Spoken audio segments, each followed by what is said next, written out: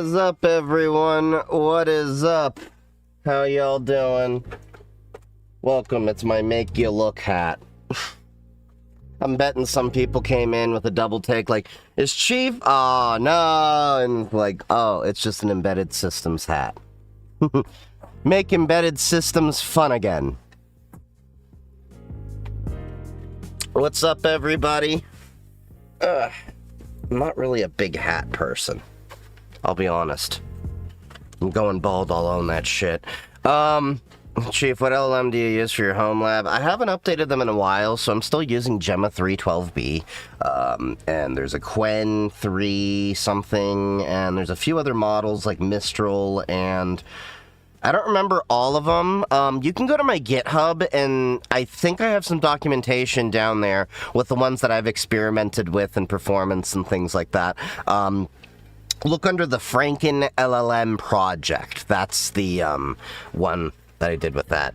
Yeah, Quen is actually a really, really nice LLM. It is actually really shockingly capable. Now, of course, if you're running it locally, you're not going to have anywhere near what the Frontier models are going to maybe be capable of doing, but I like to self-host my LLMs for a few things, because the issue with Frontier models is they're always going to do updates and tweaks and all that, so you can have not just, non-deterministic, results from just putting in an input and output, but also how it's going to respond in a general way that you're expecting to respond. So that's why I like self-hosting it, because I know the model that I'm going to use on my machine, so that, like, say, my go live announcements, they're actually run through an LLM that I run locally. Not on this computer. There's a whole other computer I have set up as a server that it's all tied in with its own backup system and VLAN and everything, and I've got some things automated there. So there's a Docker server on one box that talks to the AI server on the other to do certain things, and another GPU is in there whenever I want to RAG something, because originally I had them running two separate GPUs, thinking, oh, I'm going to use a larger and a smaller one. I'm like, I use the larger one all the time, so the smaller one ended up being perfect for ragging. You have to be American to go to DEFCON? Fuck no. I met a lot of people that were foreign over there. I actually got to shoot with a few people from the UK. We got to have them shoot some of my fun toys that I brought in. Let's get these hard drives loaded up. I need to get this off the desk because I want to start getting to solder some projects. We have quite a few things to solder. I also found a solder kit. I think this was an amplifier from Hamvention. I found that, as well as I found that this was laying around. I think this is a C1101 USB. And then there's some headers and stuff in here. So I had some other projects laying around as I was cleaning up some things, and I'm like, oh, yeah. And then I picked up the Tipsy badge. If you don't know what this is apparently a badge that can simulate the feeling of being inebriated. This was sold at DEFCON. This, I think, was actually tied... Yeah, this was the Tor Foundation's badge. So they had the lie detector badge, which I have over here somewhere from one of the prior DEFCONs. They no longer make that badge. They now make the Tipsy badge. So it's a good starter home lab. I mean, it depends on your budget, but you can start out with virtual machines and stuff. Okay, so this is the badge. Takes a couple of, looks like AAAs. Let's not lose my rack over there. They provide the AAAs, and there's some probes over here. I don't know when I'll play with this, but we'll get around to that eventually. That's interesting. There's a breadboard cut out here. I wonder. I'm curious. Okay, I think you can tap into some of this with some of these solder points here. Don't know what I would do with them. I'd have to figure it out. Oh, and there's an SAO add-on over there, so we can add our shitty add-ons. This is a really nice board. You gotta, like, admit, like, a lot of the badges that they have at DEFCON are art. Like, there's this, looks like... It's almost like they designed the PCB over here. And there's, oh. There's a couple of, it looks like this might be a base 64 string. I'm betting if I use that and then calculate the two there, there's probably a couple of Easter eggs to find in the badge. There's always little hidden puzzles. Almost always. Oh, there's a headphone. Oh, okay, that's how you plug the, probes in.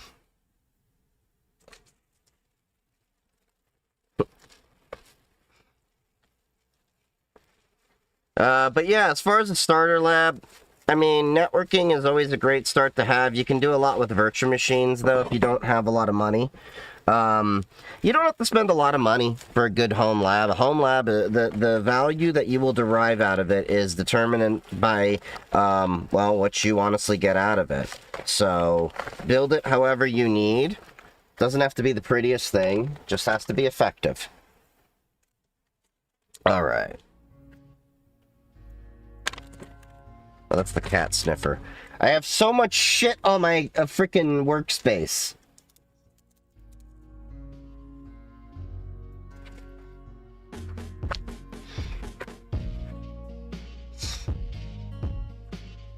Alright, let's get my screwdriver over here.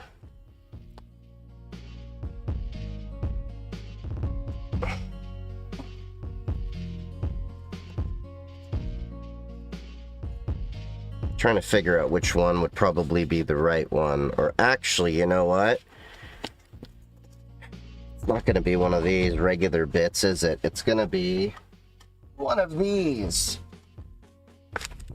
precision ones, isn't it? Alright, let's see. Where are my Phillips bits?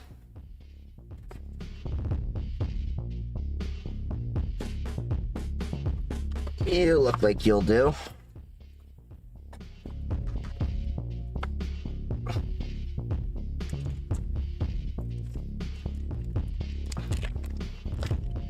No VM, I don't have a desire for that yet.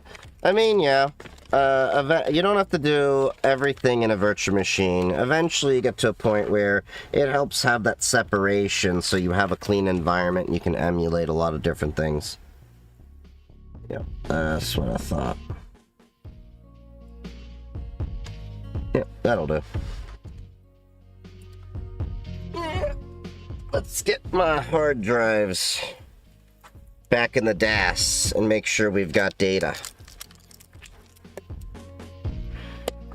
These drives have made the trip from Vegas. I honestly don't remember which has which data because I fucked up the ordering of this. And next year I need to get another 8 terabyte drive so that I can get all the hashes that they have.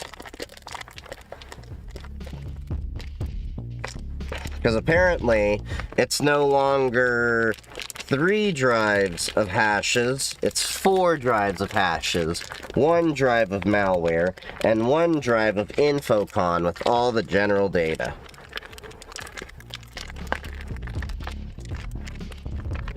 Is running the OS off a USB a good idea for cybersecurity? It's more of a matter of it depends. Like, are you doing a forensic recovery? Are you doing, I mean, it really depends on what the task you're doing, but in most cases, the answer is going to be, it really doesn't really help much for most people. Oh, that's what's going on. It's the adhesive from the ticket that they had stuck on here.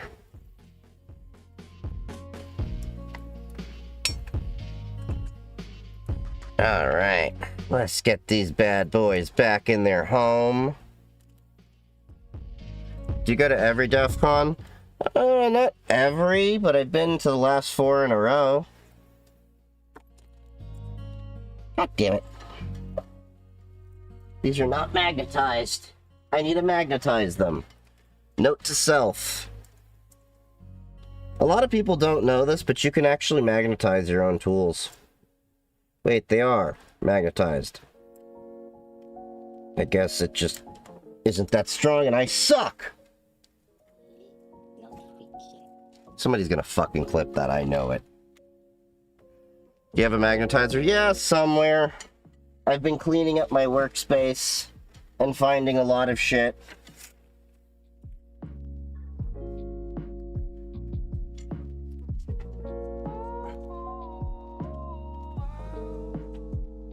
With my luck, I'm gonna end up stepping on that screw. And that's how I'm gonna find it.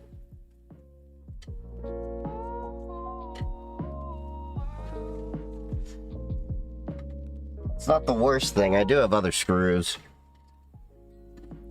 I just know that I'm gonna step on it later.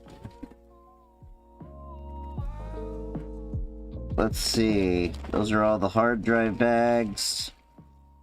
Oh, these are stickers. I didn't grab as many stickers this year. I got so many stickers. Oh, those are fans.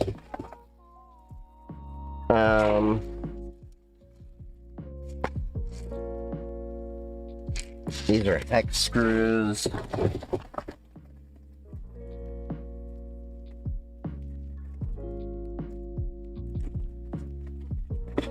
More stickers.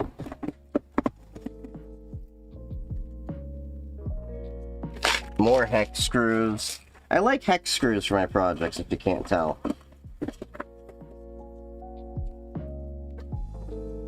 Nylock nuts.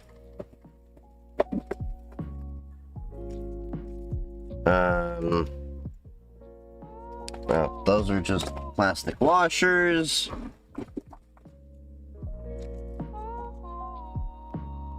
There we go. Haha. Told you I had them.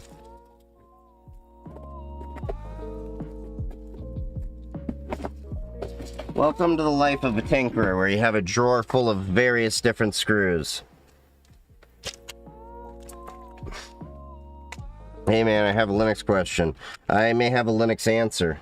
What's your Linux question to get my Linux answer?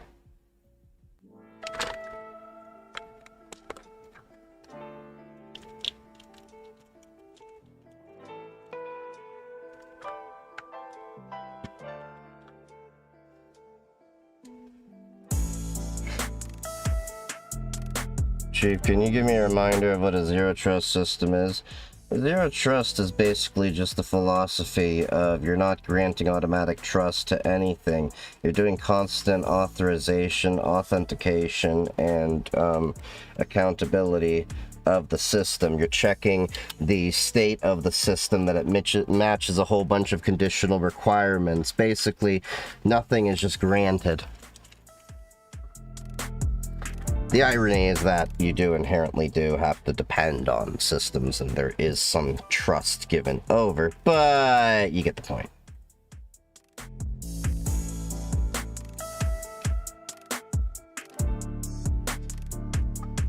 How'd you get into cybersecurity without a degree? Working my ass off, man. Making a bunch of fun projects, having a GitHub, going and shaking hands, meeting the right people. My mentor is one of the people that broke the door wide open for me, and she was a frickin' boss. She hired me as the head of IT, but wanted me to get more into cybersecurity, so she kind of just opened that door.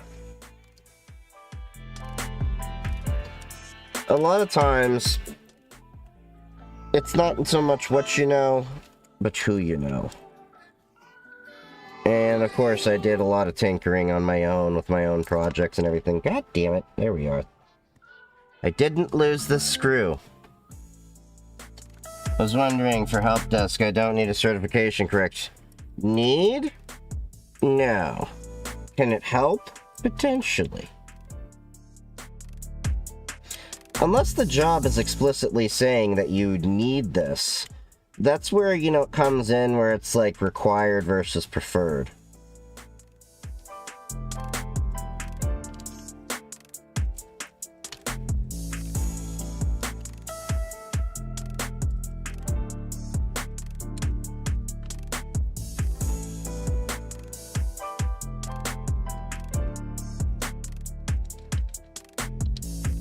There we go.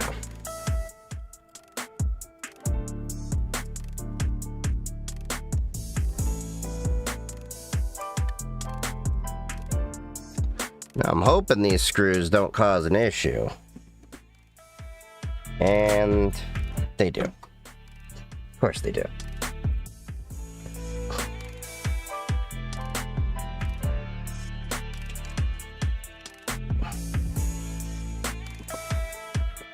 God damn it.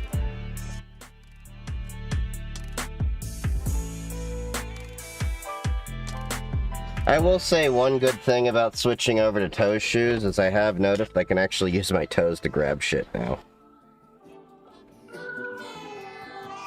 Let's see if the nice screwdriver works with this.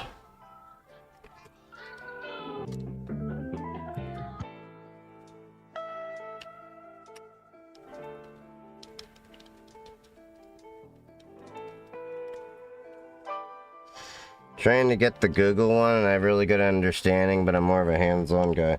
You know, I haven't actually met anyone in person that has actually gotten the Google cert, or met anyone that actually, like, puts it on their, job listing by name. Not saying that it's not worth anything, I'm just saying from personal experience.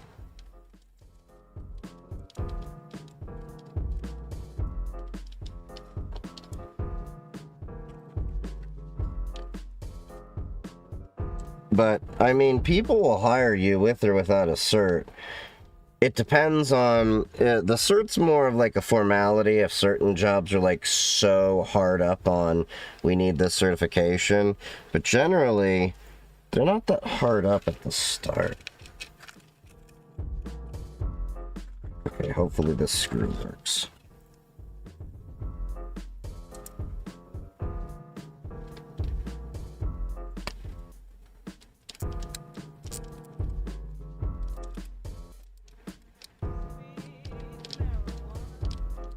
Okay, yeah, that works.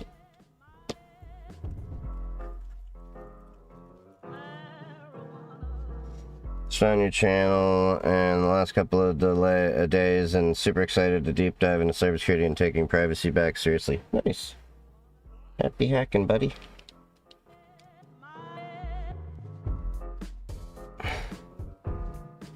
Not sure about the KMS keys. I haven't really dealt with KMS because I have a Windows Enterprise license from Windows 7. That still works. That's right, I've been using Windows Enterprise versions for that long. And the nice thing about an Enterprise license is it kind of, like, the 7 ones are still valid today. Like, I installed it on a laptop the other day.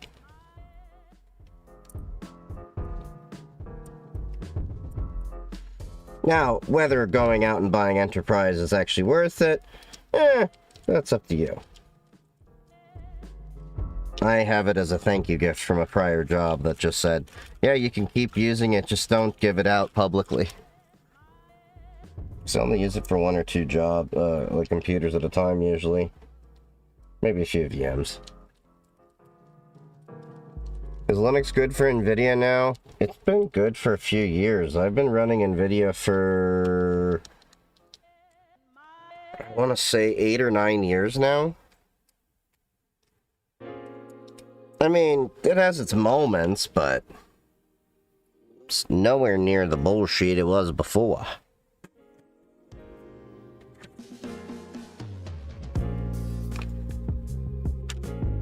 I should have handed them the drives in the proper order.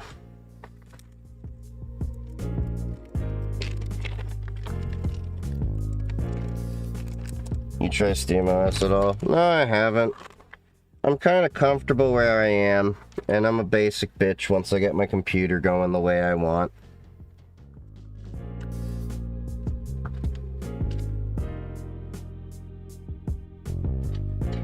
Alright, next hard drive.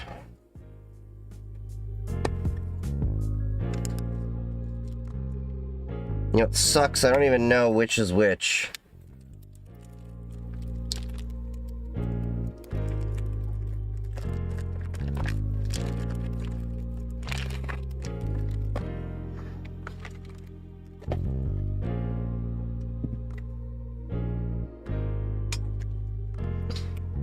DEFCON 32, it was a little bit nicer because they actually stuck the sticker on, and the sticker actually left behind what, you know, each drive was.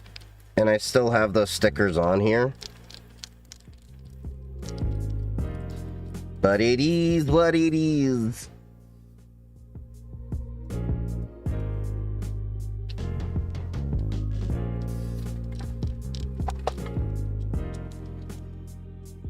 What specs do you run in your PC? I have all the specs listed on the Twitch side, but you're talking from the YouTube side. So, the main desktop is this one over here that we see all the gaming on and everything. That's an NVIDIA 5070 Ti with a Ryzen 5950X and 64 gigabytes of memory.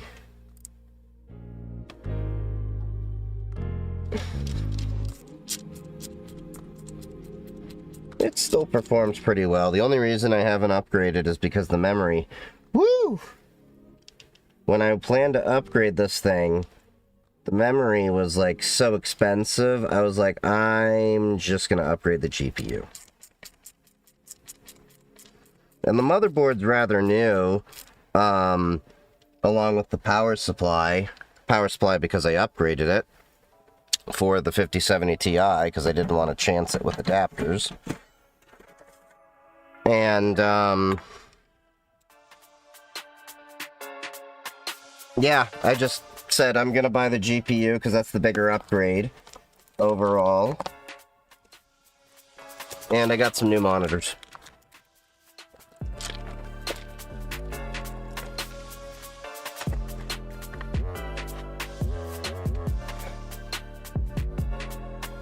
Okay, this one says potential problem. I'm hoping there's not a problem.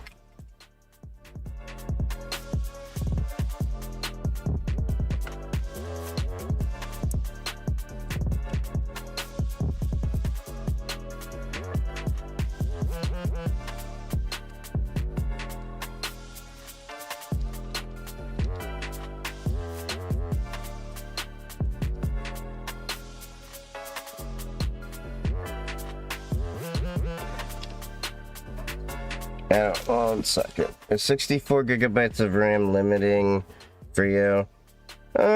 It's just enough for most of my stuff. I'd like to have more. I mean, my one laptop has, what is it, 96? And that's kind of nice. But I find that even then, I'm, like, not using it completely, but I do at most use maybe 56 gigabytes when I really need to get my work going. That's because I'm usually multitasking a lot of things on this machine. I bought it for the amount of threads that I could execute at one time. What is this, 6? I think this is, if I'm not mistaken, 5950X is what, 16 cores with SMT? So theoretically up to 32 threads at the same time, if not using, I think, the same instruction sets at the same time. Is that for your job or personal use? A little bit of column A, a little bit of column B. Although the work, they have a MacBook that I use, and that's got a 32 gigabyte M4 in it. Now that one I do find limiting at 32 gigabytes. 32 is kind of where I start having to limit things and throttle things and be like, come on! Few more!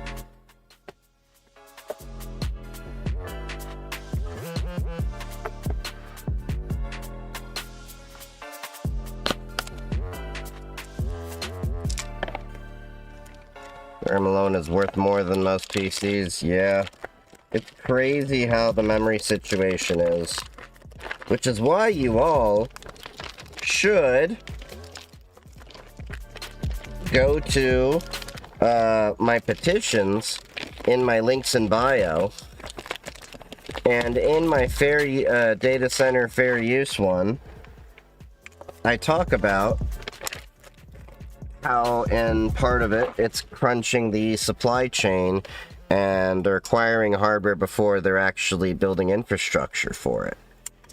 And a whole bunch of other things. Basically, the issue that I'm bringing is that we're not building data centers responsibly, and I'm not going like, ban all data centers. No, I'm not that guy. I'm like, we can do this, but we can do this responsibly.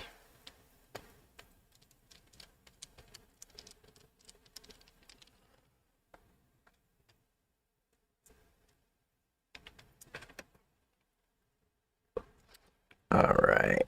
Come on. I want to see if the, God damn it. What all new data I have. Most importantly, InfoCon.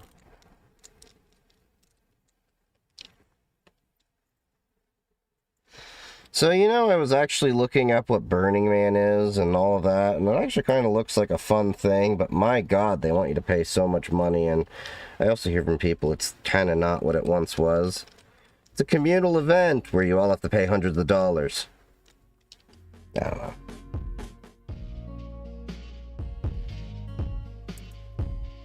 To be fair, DEFCON is that way, so meh.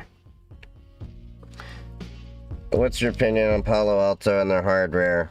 I think they're okay.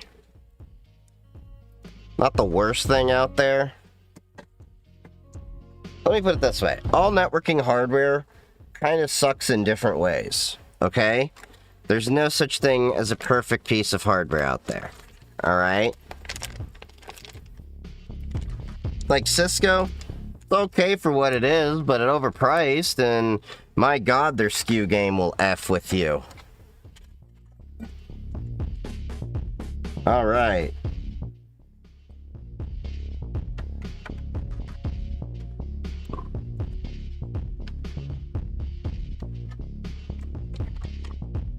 Let's see. Okay, this is plugged in.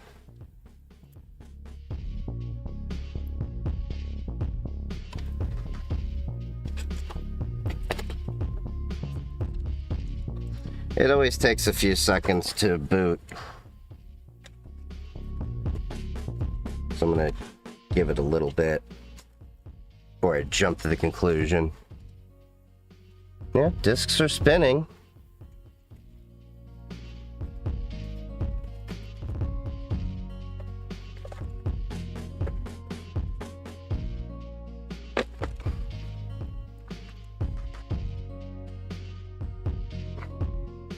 There we go. 3 drives showed up.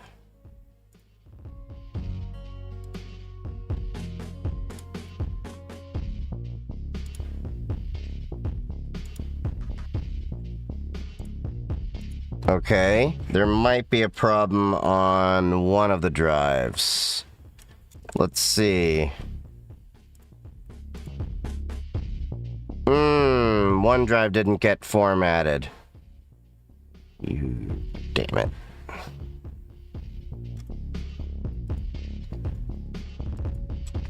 That's annoying. So there might have been a problem on that format. That's a bummer. But it's only one of the hashes. I'll get it fixed next year. I can probably download it over time, but let's see what we got at least over here. So we at least have 2 disks of NTLM hashing, and we do have word lists over here. And we have all the conferences on the latest drive. So this is how we check. If we go to DEFCON, we should see...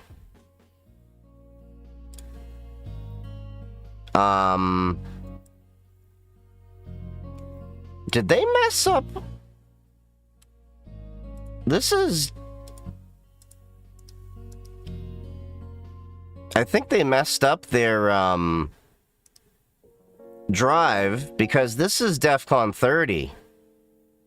This should be DEFCON 33. I think they did a I think they messed up the imaging. I mean, I can fix that no problem. I can just re-download it. It's just annoying to do it that way. That does not look good, Data Duplication Village. How are you using DEFCON 30 instead of DEFCON 33? And I came in with a DEFCON 32 image drive. So I've actually now lost talks. Luckily, I have the DEFCON 34 talks coming in a week or two.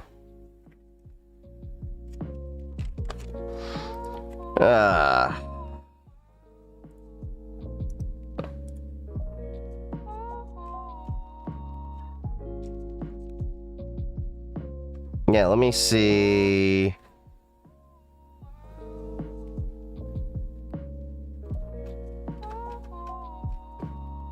Hold on, I'm just trying to...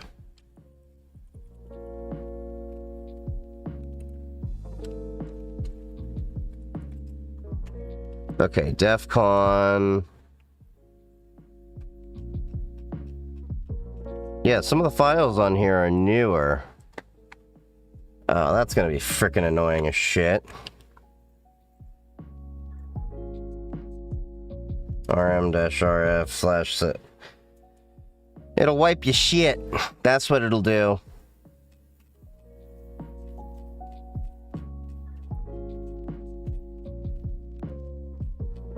Yeah, this is annoying as shit, because I'm gonna have to redo this whole thing. I'll build a scraper to do it. Should get a flipper 1 or 0. I mean, the flipper is more of a choice than anything. Damn, that really annoys me. Like, Data Duplication Village, come on. I'm honestly gonna have to complain and be like, one of the drives didn't image right, and I've gone from DEFCON 32 to DEFCON 30. Who the hell brought a DEFCON 30 image and didn't check it?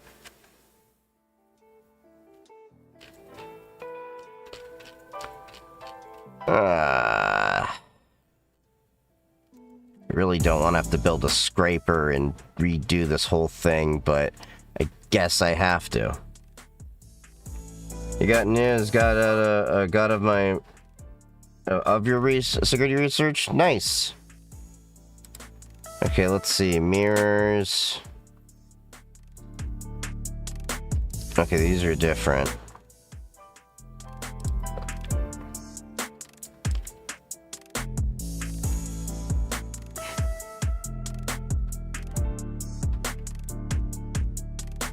Yeah, I don't know what the hell happened with them. But that's definitely, yeah. That's disappointing as shit.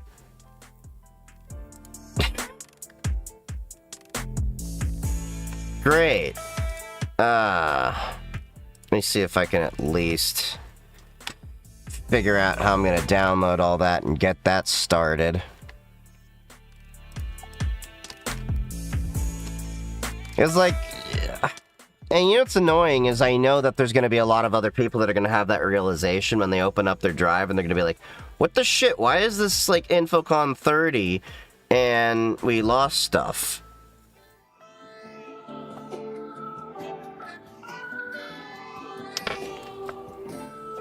At least I think that's the case.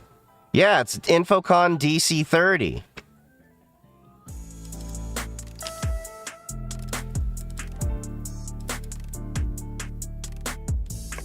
Yeah, I'm now missing shit that I know was in here before. God damn it.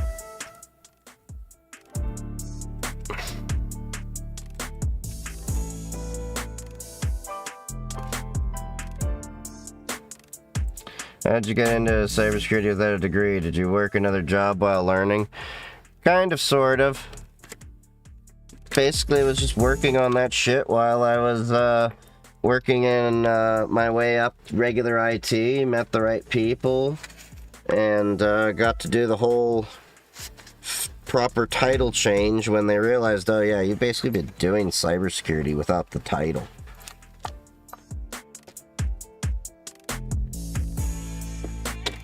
God damn, that is annoying. Was not expecting to have to do this.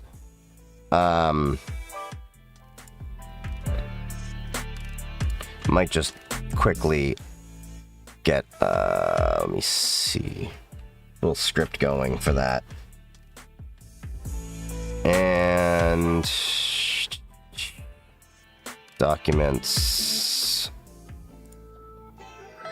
Nah, we gotta put it in my source folder. Because I'm a creature of habit. Okay, we'll make an InfoCon scraper.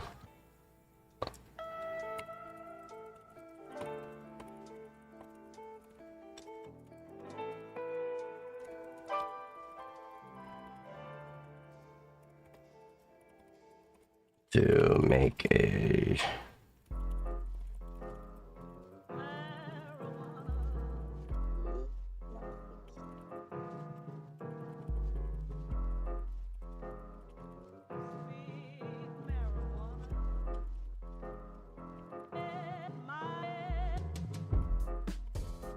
This is a song that I have in my private library.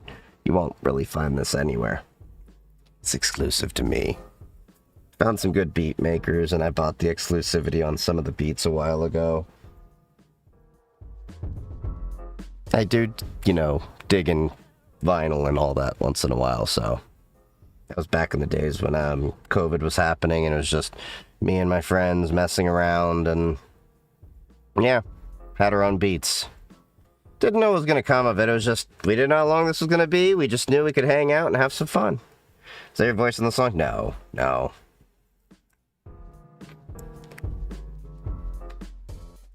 I have my own songs that are recorded, but they're not online.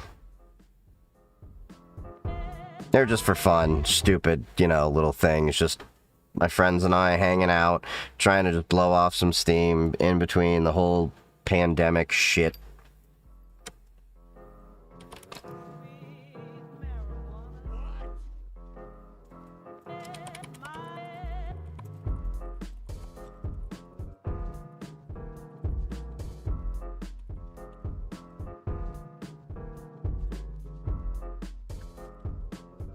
It's so smooth. Yeah, I like, you know, having chill beats and all that shiz. Alright, so I'm just asking GitHub Copilot to just help me make a little basic scraper. To go to infocon.org. And basically what I'm going to tell it to do is look at all the data that I had on here. What initially got you into cybersecurity? What interested you about the field? Being in a broken home, doing stupid shit that probably I'm never going to tell y'all to do again. And the things that I do tell you, I know you can't do anymore. So... Yeah, now I get my rocks off doing some different things. We vibe coding. No, vibe coding entails that you build stupid shit and don't know what it's doing. I at least inspect the code. It's gotten to the point where it's quicker to prompt it and fix bad code than it is to actually just write it right from the first place. It's stupid, but that's how it is. Transitioning from senior engineer role in cyber to director of InfoSec and compliance, 4th round. Any advice? Oof, director. Don't want to be in your shoes. Oh my god, he's AI. Yes, yes, I've been AI all along. When you think about it, we're all just we're all just man-made. This life is artificial. Is this the real life? Is this just fantasy? Caught in a landslide. Did I check the channel out yet? No, I haven't had a moment yet. I've literally been working non-stop. And last night I was just kind of getting back in the flow, and I've still been recovering from DEFCON and everything. So, like, I'm kind of, like, not at my 100% self, like I've said, and I probably won't be for, like, another week or two. Like, DEFCON's fun and all, but, man, it takes a lot out of you. Feeling tired there? Oh, yeah. Dude, I have slept for, like, 2 or 3 days in, at least, and just been relaxing, and I even had a deep tissue massage over the weekend. I had a leg massage, at least, the day after DEFCON, before I came back, and I'm still, like, exhausted, because I went from a week of, you know, barely sleeping to do all the cybersecurity conference stuff, to having to go into a power outage and deal with that for a few days. I, like, had no, like, recovery time properly. Think about 11-year-old nullsec LARPers with Windows 11 and Opera GX. Skid's gonna skid. I still gotta get back on doing this little guy's project. I gave him a bigger antenna. It's big and black.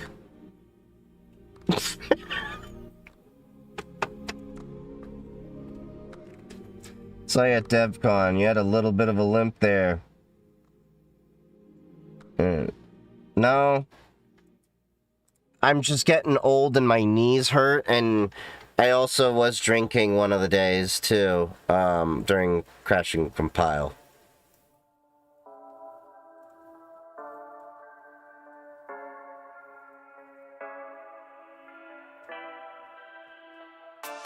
What'd you tell your past self if you had the chance? Yeah, you're a fucking moron, you idiot. Shut the fuck up. You don't know shit. Dude, I think, like, a lot of people would agree with me. There are many people that if they got in the room with their past self, they would hold them by the collar and smack the shit out of them. And I think that would be me.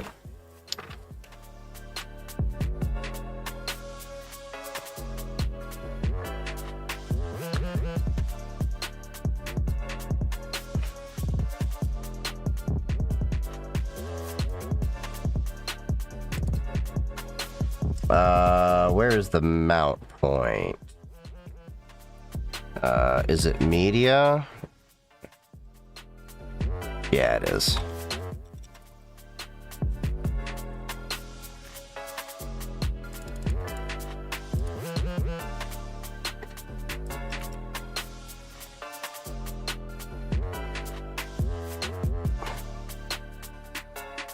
All right, let's verify checksums and Python. Yeah, we'll do Python. I could do Bash. Help desk text rule everyone I know. I thought I knew a lot of shit when I was younger, and I don't know half the shit that I did now. And I was a fucking moron, and I still am probably gonna look back at 10 years before, look back and probably be like, dude, you're still a bit of a moron, but... So, compared to how my mother asked a million questions and assumed you're a criminal immediately, so say it's pretty good. How do you gain the intuition to make good architectural design decisions? You surround yourself by good people that can mentor you in the right ways, and you study documentations and best practices. It's basically you just got to get your hands on at the end of the day.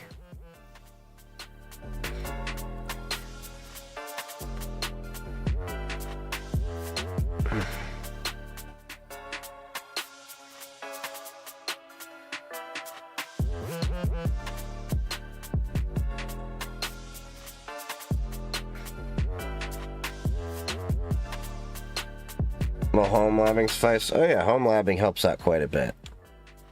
Alright.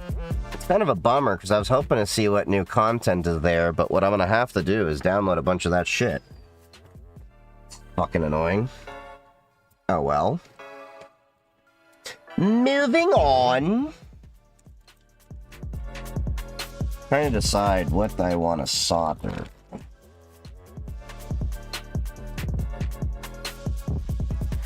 I need to get the helping hands.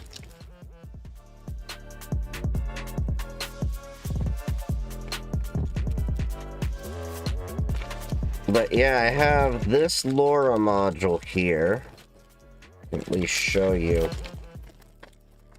Well, I'm fucking ruining the bag anyway, so fuck this shit. So I have this LoRa module here. And that goes on to this badge over here.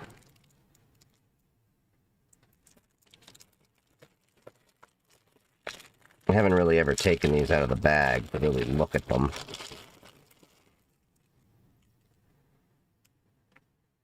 I'm gonna have to put some tape down to secure that battery, but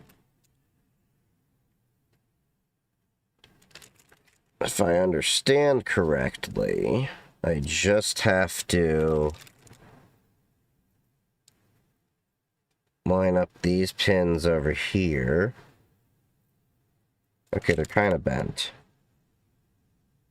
Just have to put them back into place. Does the flipper one have LoRa? I don't know if it does or not. I'd be surprised if it doesn't include it because it's become a lot popular since then. Okay. I see. So it goes like this.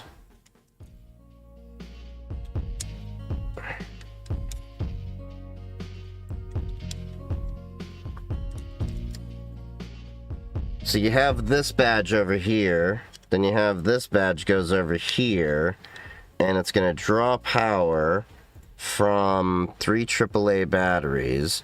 There is a USB connection, so like I said, this is for mag spoof and NFC, so that'll be interesting to see what it's capable of.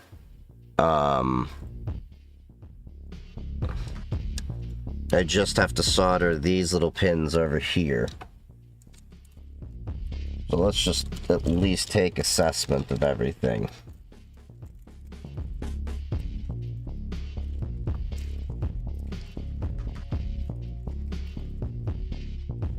But, yeah, I mean, the flipper one, they've kind of teased it for a while.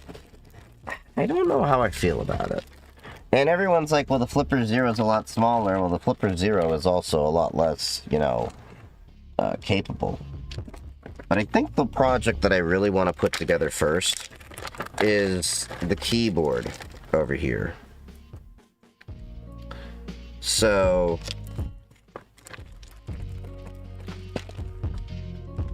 if you don't remember what this is, oh yeah, and that's the SAO adapter to fix the upside down SAO connection. Okay. So this is the keyboard badge that we got. And you can independently power it, but it also comes with some nice tactile switches. I want to see these are Kale switches. Now, I wonder if I have to... Yeah, I'm going to have to solder these in.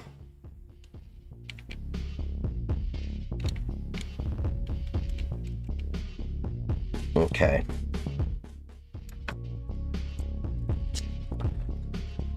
Okay, I got the soldering iron over here. Okay, so we got batteries over here. The battery pack, though, is loose lead. Got these clear caps over here in blue. A couple of SAO connectors. It even comes with the little hex driver over here. That's nice of them. Although I wouldn't have done that with batteries that are loose. I would have definitely sealed the batteries.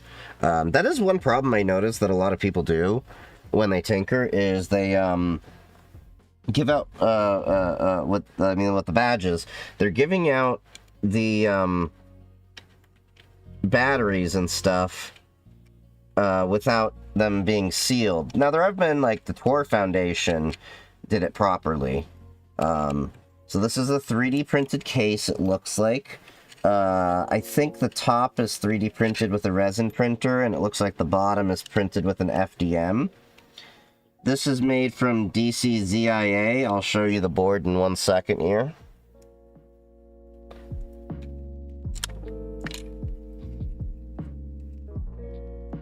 And then we can get to soldering in a second. Because this one I don't think should be too difficult, although that's a poor man's last words, I guess.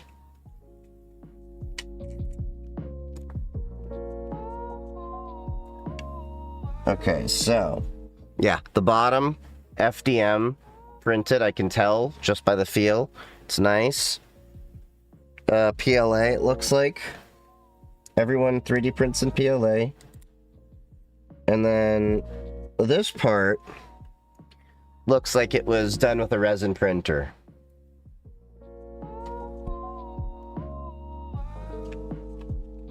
Okay, and this is this board. So we'll be soldering onto that. It looks like we have 2 SAO connectors, or shitty add-ons. Actual term. Okay. And then it looks like we have the board over here. So they have a little expansion board, if you will. So I can put this on. And is that extra buttons it has? Buttons on buttons. That's cute. I see. So you have these 2 SAO little bridges over there, and we'll be soldering them in. Okay, that's clever. Now, of course, some of the pins on these are bent. But this is a macro pad that we can actually use, which was partly why I got it. At least if I drop switches, I actually know where they are.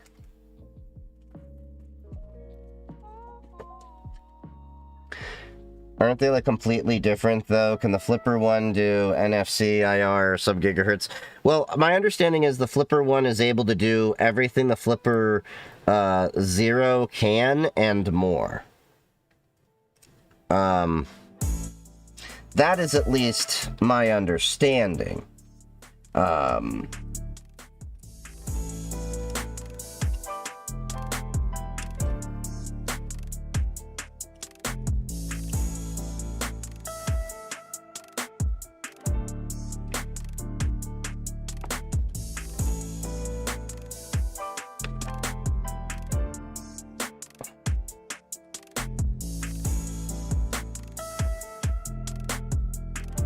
Alright, let's see if I can at least stage a few of these switches.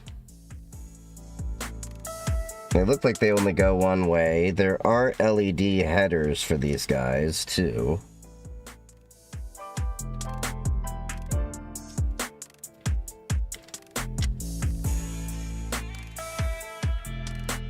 The fun thing about Badge Life is there are so many independent creators, although I have heard that Badge Life used to be far crazier in the past.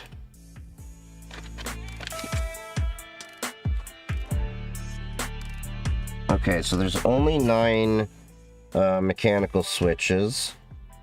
Not a problem, I can pick up more at Micro Center. I was planning to go this weekend anyway. But we can at least prep all the shields.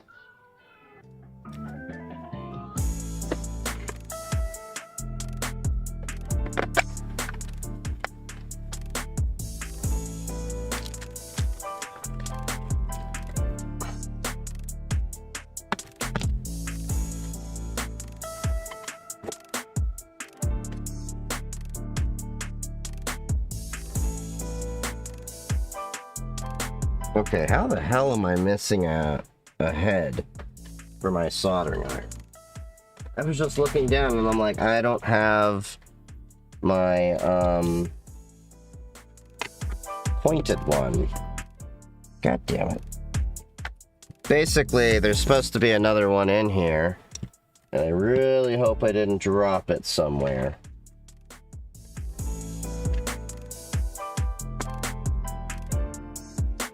I mean, I could make it work with this job at least.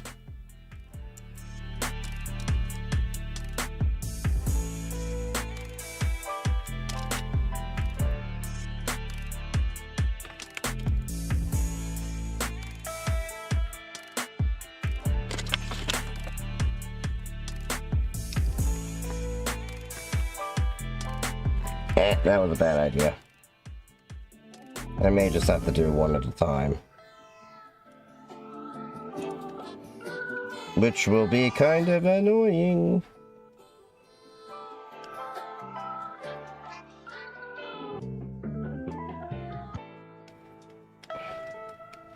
So I have to order a new solder tip.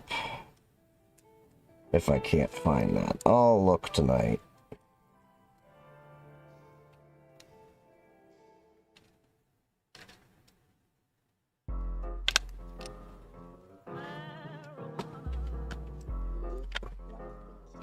How easy is it to find stuff that does drop on the ground over there? It's relatively easy. It's more so that I have to track my steps from when I had this case down to my backpack, and I haven't really seen the tip, which concerns me. Because I did use the soldering iron a bit when I was in Vegas.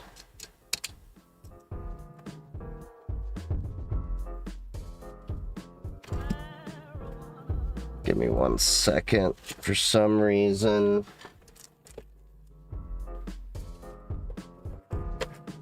that one didn't want to go click in all the way. And this is my pine sol, if you're wondering.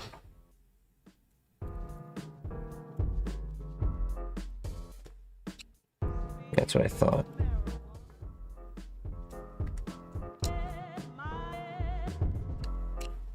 Screw was too tight.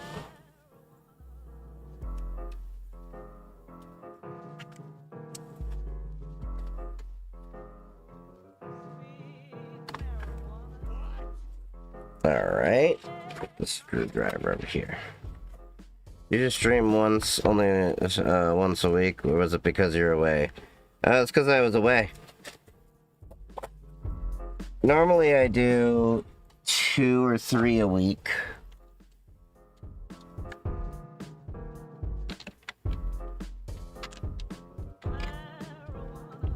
Alright, let's get my little soldering iron over here.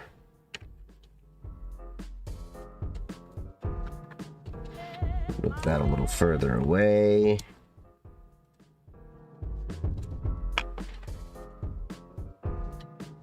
You know what, come to think of it, I did see the little sponge that I need out there. That might explain why I saw that out. Give me 1 second.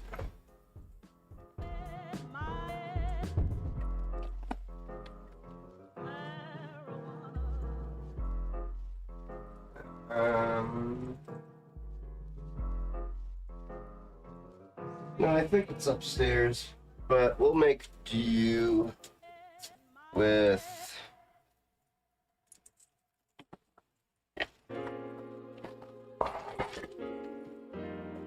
I think we can make do at least for now. Wait, no, I am gonna need a sponge though.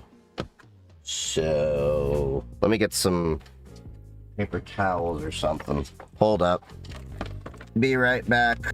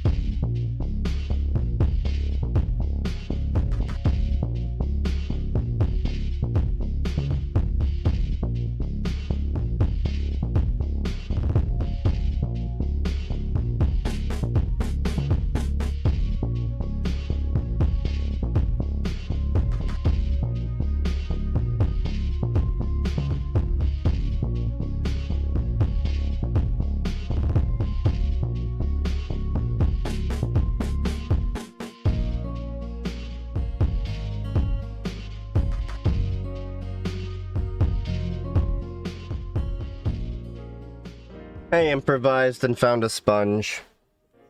We'll need that for the soldering iron. Alright.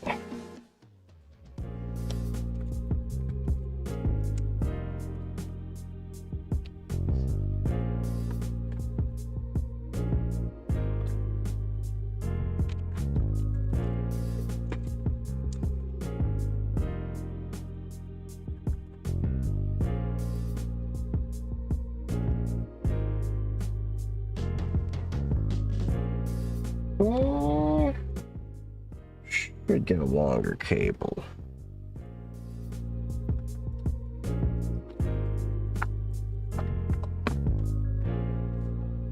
Wait, is this a C?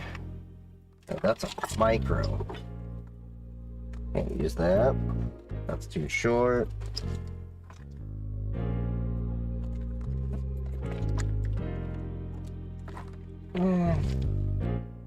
Got more cables upstairs, but I can make it work.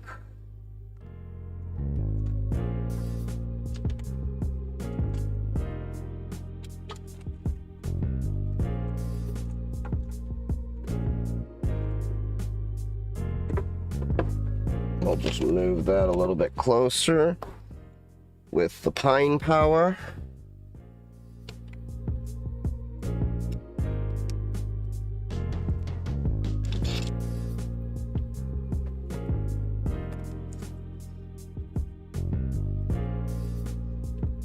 Yeah, I think that cable's a little bit... Let me see, this one should be actually a little bit longer.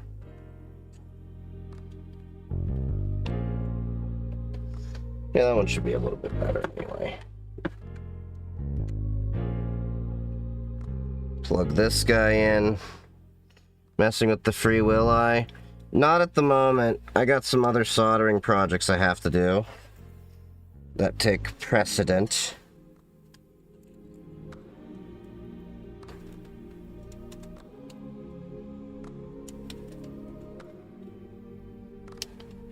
Damn it.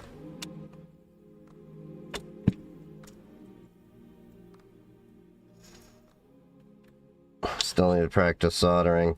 Yeah, I haven't done it as much as I used to. I used to do it a lot more when I did phone repair. Now I've gotten sloppy. Oh, sloppier.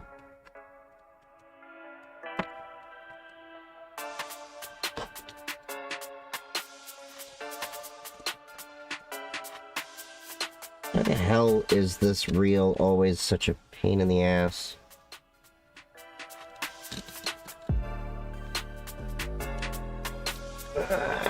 Come on. I made a self-contained soldering kit, but I made the tolerance just a little too tight. There we go. So there's a little bit of solder. There's a fan over there sucking air. In case you're curious. McBug_ is now chilling in the lab.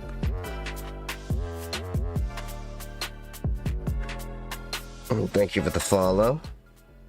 Alright. So I don't have the soldering iron completely on yet.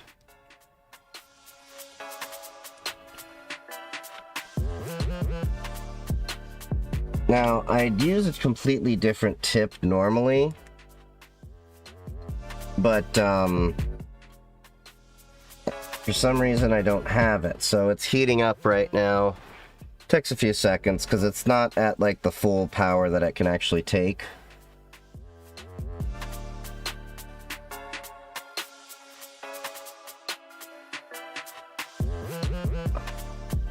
Now normally I'd put some flux on this, but it's, I think, rosin core, so it should do fine.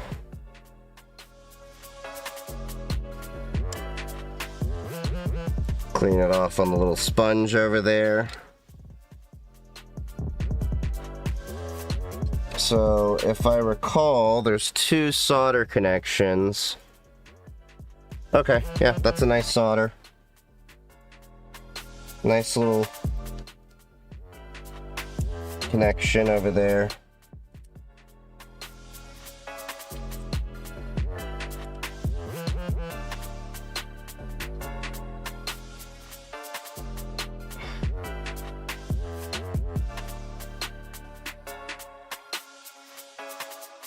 Alright.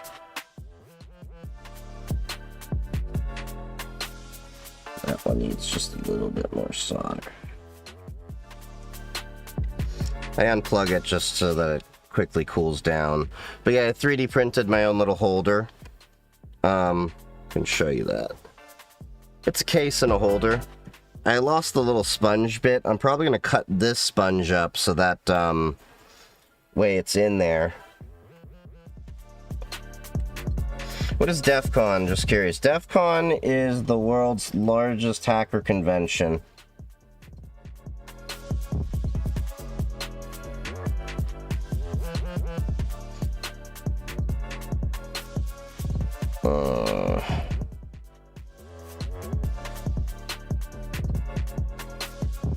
I mean, some of the keys are going to be slightly crooked, but it is what it is. I can correct that later. Let's see if I can line up a few now. Now that I've got a few more. Is bro asleep? What do you mean bro asleep? I'm soldering, my dude.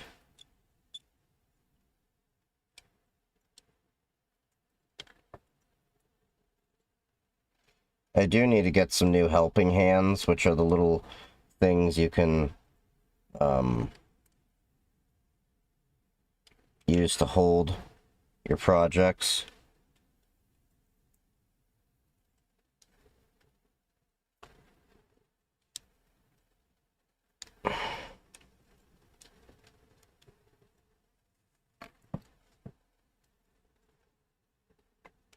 It's kind of hard to line these up without little helping hands.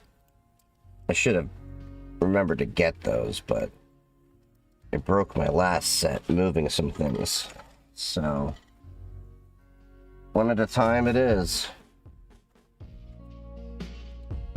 But we at least got it, you know, starting to solder in. It's not the best solder, you know, job, but it'll do. Why no top-down cam? Because I haven't set one up. I mean, I'm not made of money, dude. Not trying to sound like a dick, but that costs money. Getting another camera to do that.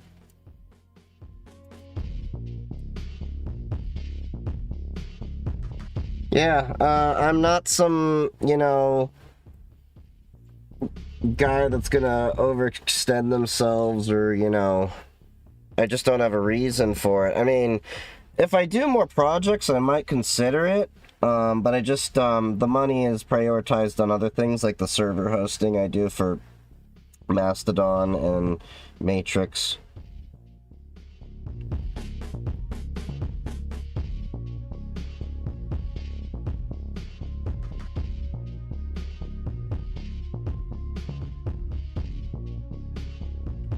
I'm also not some major, you know, this isn't my full-time job on things. I just kind of do this for fun, you know, making content.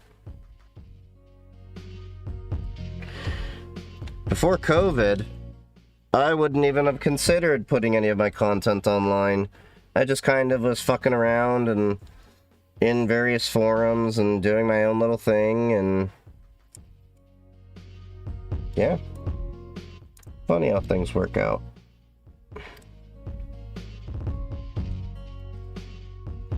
Okay, now I wonder... I am gonna have to pick up some more switches, though. Because they have buttons on buttons, and I don't think they gave me all the buttons.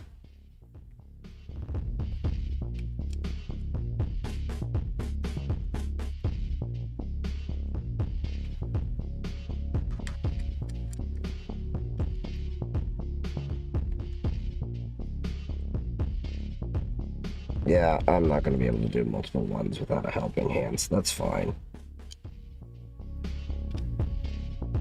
We'll just make do.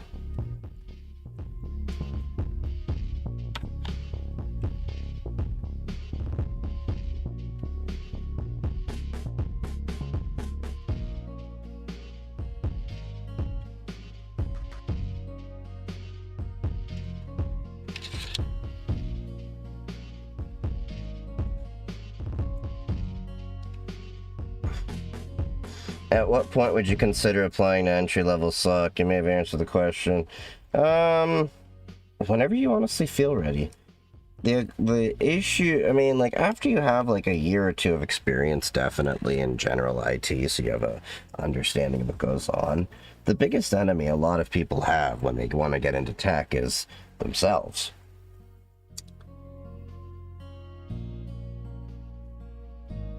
Sometimes you just gotta pull your head out of your own ass. Trust me, been there.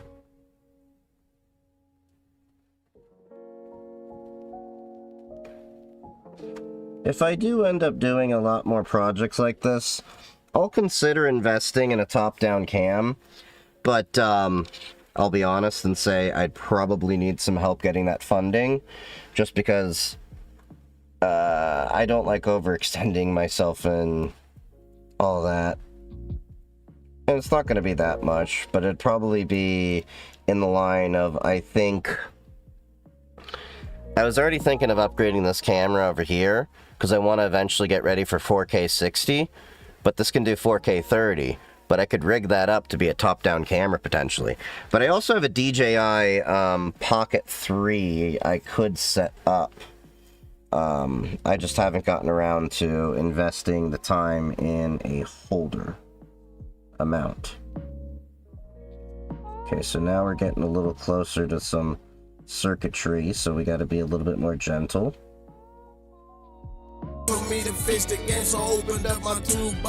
Safe1 is now chilling in the lab. Hey, thank you for the follow. Happy hacking, bud. Okay, two of these look about as crooked as my sexuality, but it'll work.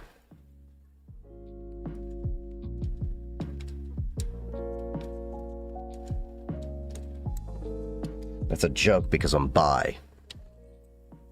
We can joke about that shit here, guys.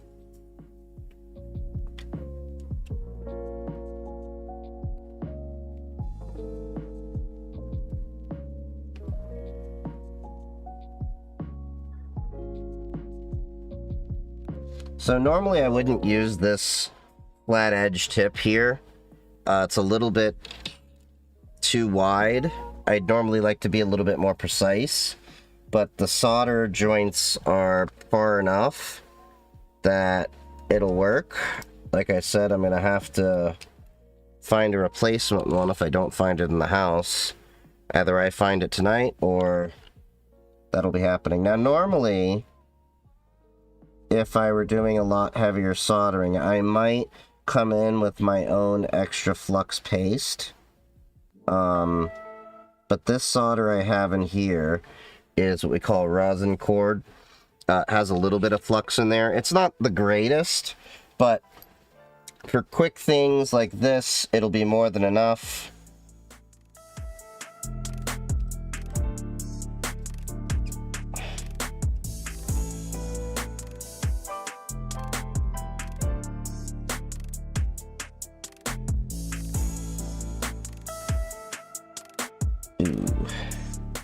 I just realized something. Okay, so we need to have that little adapter pop up. Okay.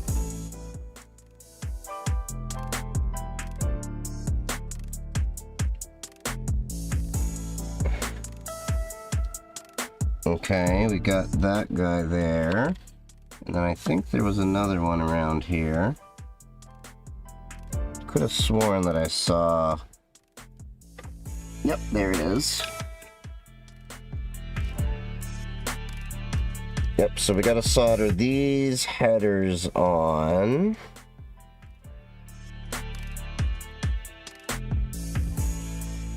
Let's take care of that before we continue. It's for the buttons on buttons. Actually, you know what? We're going to get this soldered on over here. I should be able to make that work with this soldering iron. Worst case, I'll come back over it later.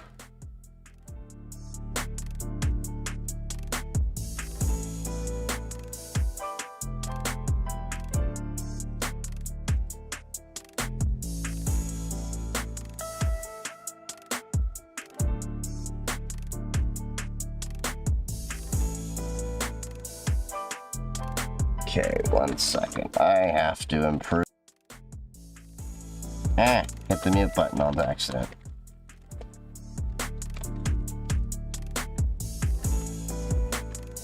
That's the light I need. Okay. Temporarily just doing it over here so that way I can, of course. Here, let me balance that out for you guys. There we go. About the brightest you'll normally see this place.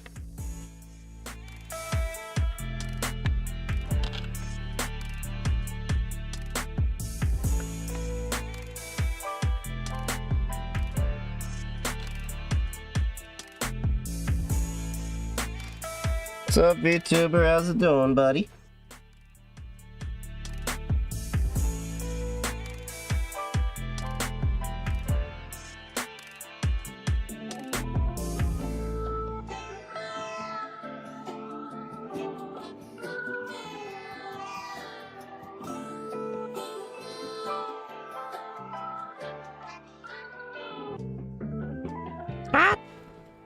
That was a warm spot.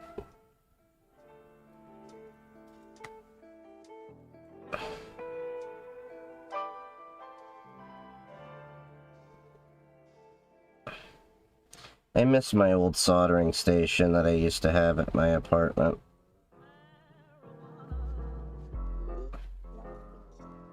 I used to have a dedicated spot for all this stuff when I was learning cell phone repair and stuff.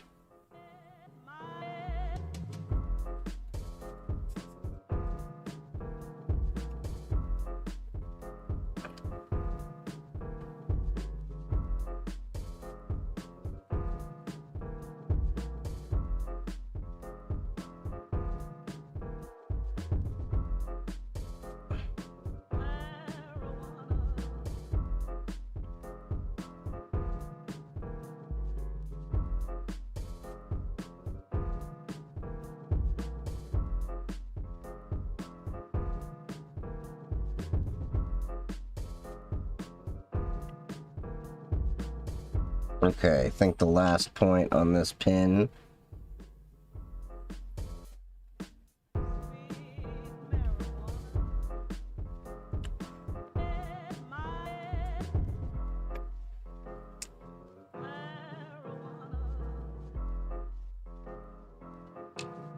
Let that cool down for a sec.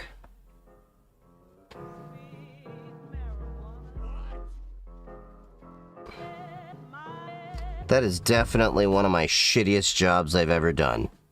What are we working on tonight? We're working on the, keyboard badge.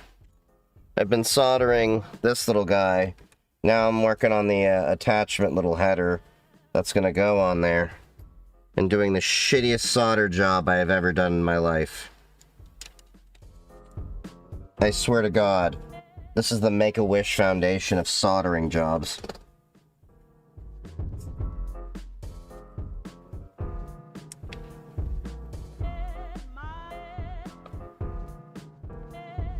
Like, I mean, like, you would feel so sorry for seeing the soldering job. Sarah McLachlan is singing for this solder job. In the arms of an angel. I know. You all paid for my wonderful singing voice.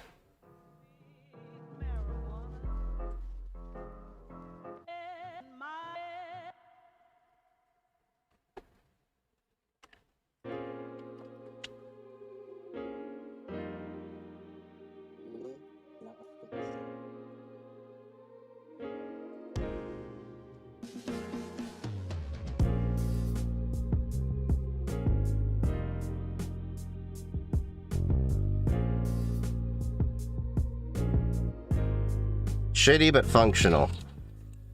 Isn't that the story of my life?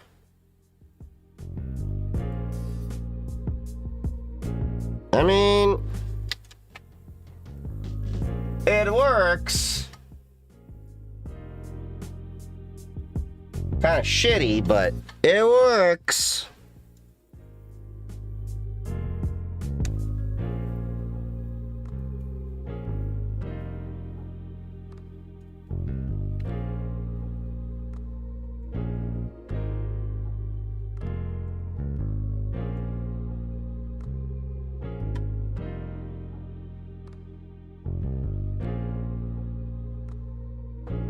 Okay. Interesting.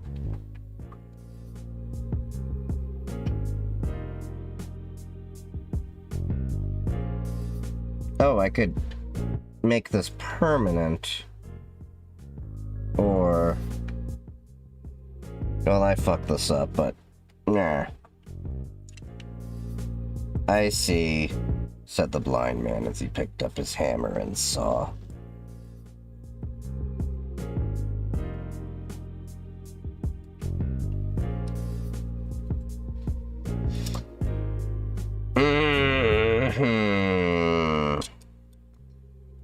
I see, after I already did the solder job.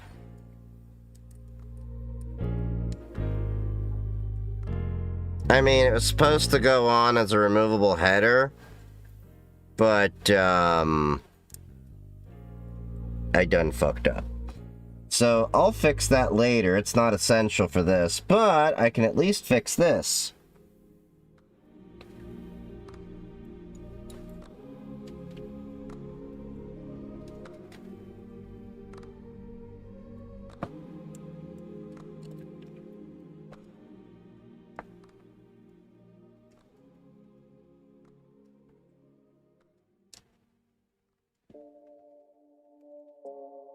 Oh yeah, I forgot perfect soundbite for this.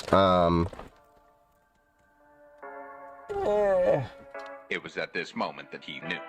He fucked up.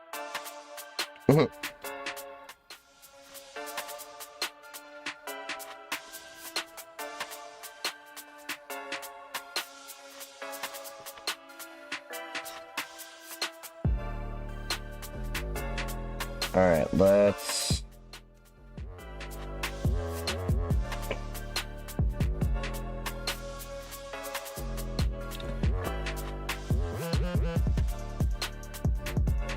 So I'm gonna solder this on, and then I'll fix the top at another point. All that is just, that's the ones I'd have to add the keys anyway, so it's like, no harm, no foul. I just have to get my, helping hands to help me out with that one. Oh yeah, it's just to heat up.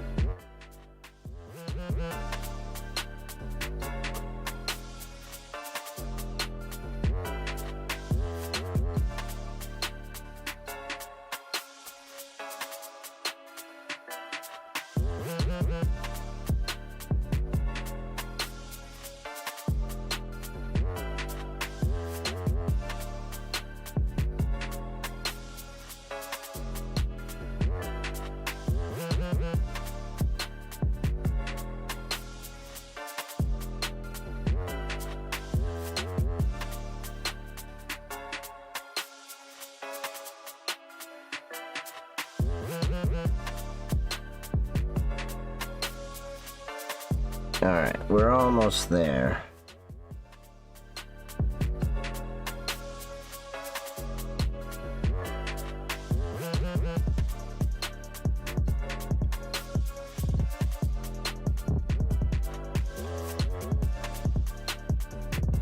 Shitty solder job, but it's gonna work.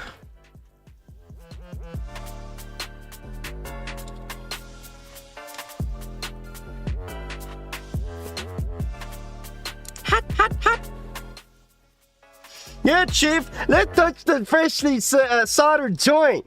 Yeah, it's gonna be, you know, very cold around there. Freaking moron I am.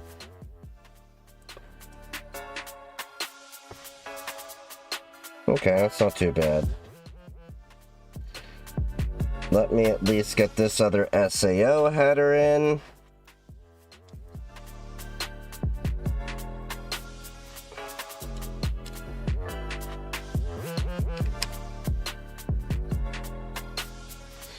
I can at least fix most of the solder job.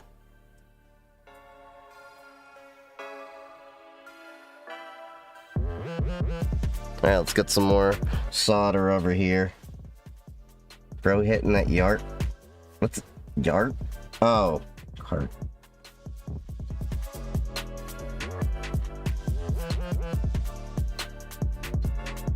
Never heard it referred to that. Gotta be very careful about these resistors over here.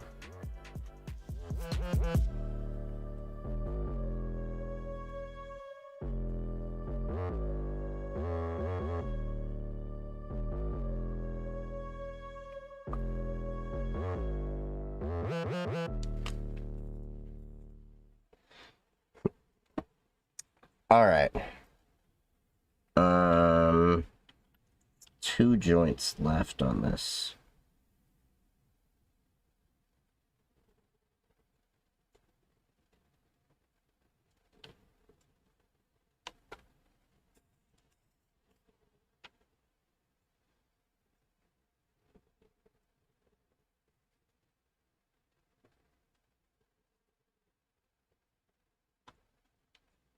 You know, it surprises me how many people that work in tech don't know how to do a basic solder job.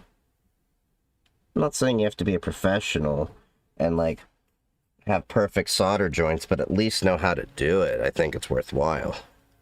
And they do teach it at, like, DEFCON and other conferences, but honestly, the premise is rather simple, and you can just buy yourself some solder kits.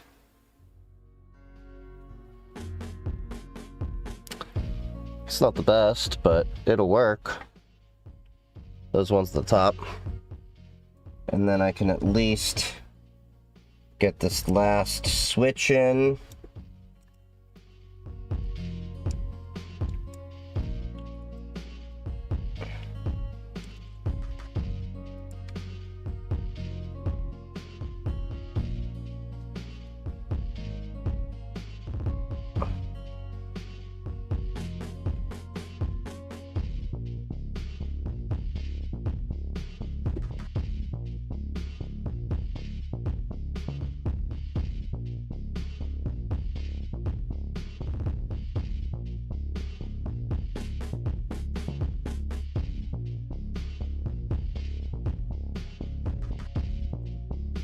All right, let's assess.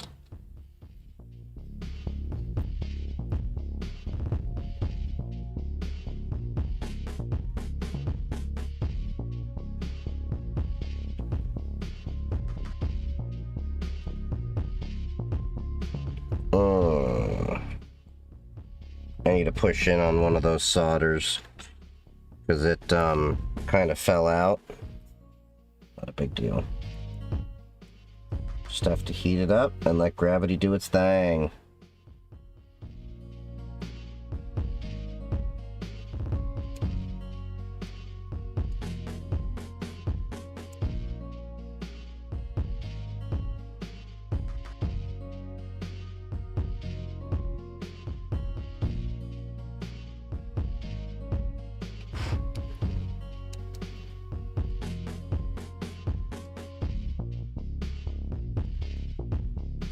All right.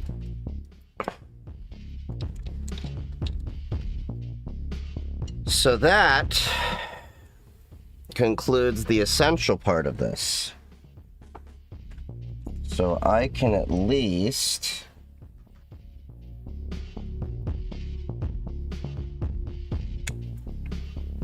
put this part back together.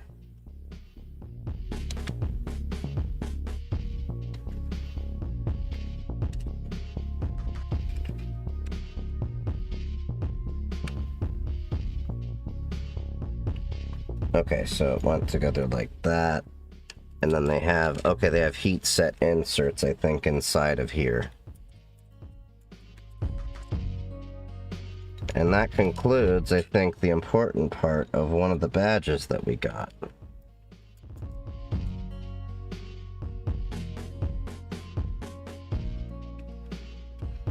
To be fair, I just got it working on Windows 11 this Linux. What I know too well. It's okay. Yeah, but Proton's getting a little bit better about their response to new games. I mean, there's been a lot of games that 0 day it supported. So the selling point of this badge over here was it's totally open sourced, and I can use this as a macro key. Plus, it supports shitty add-ons.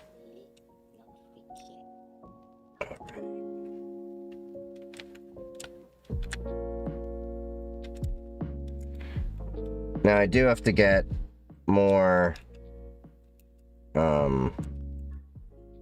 switches like we talked about for the SAO extension they have, which I'm going to be finishing here in a second.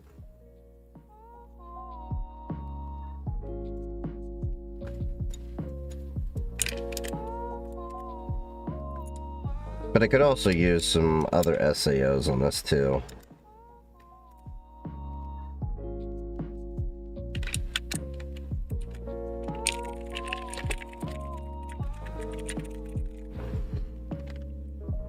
All right.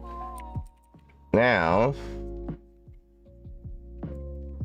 let's just do a quick check.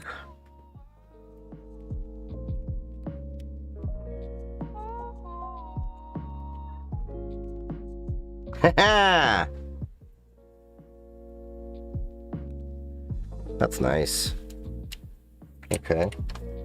Now I should have cable. Plug this in. Hopefully a USB-A. Then I could utilize one of the ports here, but I can do C to C too. USB-A to B.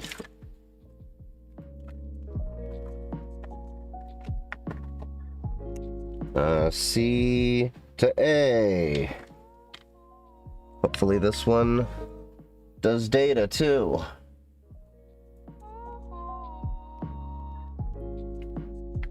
Let's not accidentally turn off the computer, shall we?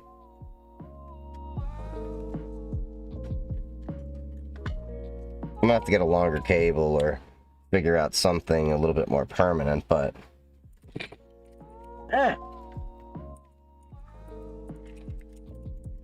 Okay, so what I want to do first is go and see if we can get the drivers for this. Or not driver, well, however I have to program this shit. Ow. That soldering iron is still a little warm. And then we're gonna solder the recon badge in a second here. How do you live on go live? Been trying for a month, always fail. You get a RTMP stream key.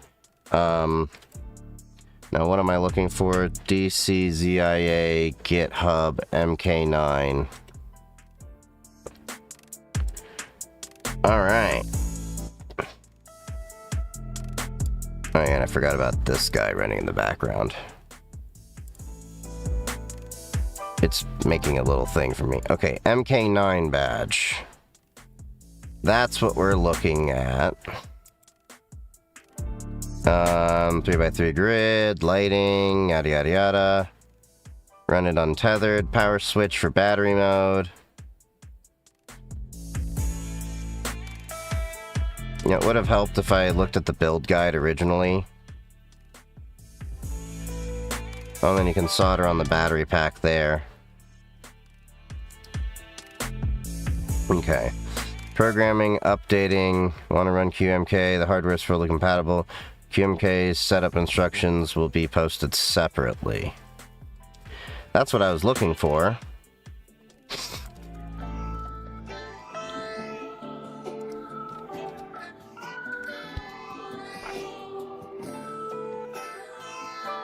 Badge runs Circuit Python.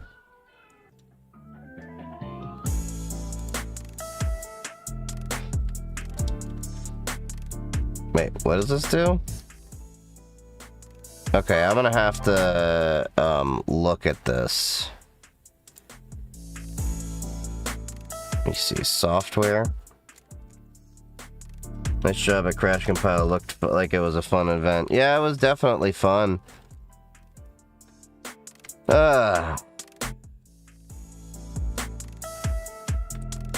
So we got this badge going. Why are you not loading right? Is GitHub having issues?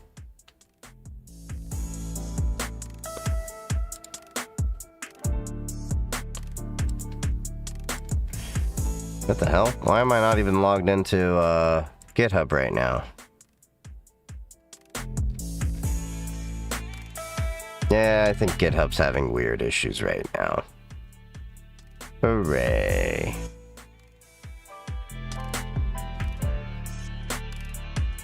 Okay, anyway.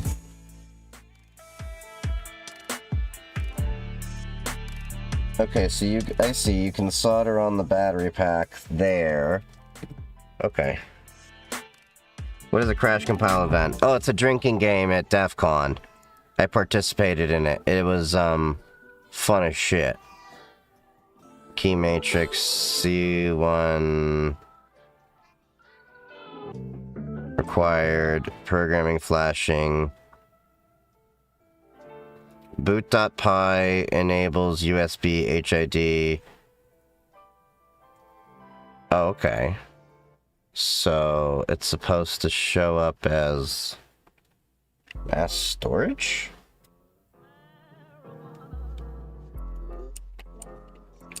Okay. Well, it didn't on that one. It might be a power-only cable.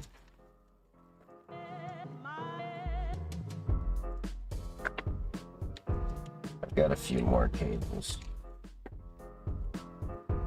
Well, I just need to make sure it works at this point, so... that's all I really care about.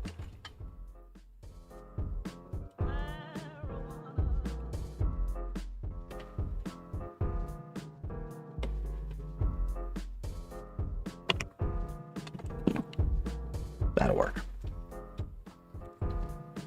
Okay.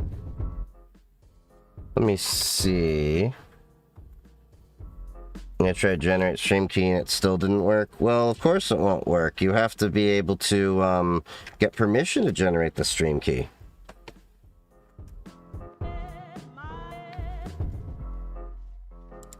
Alright, let me see.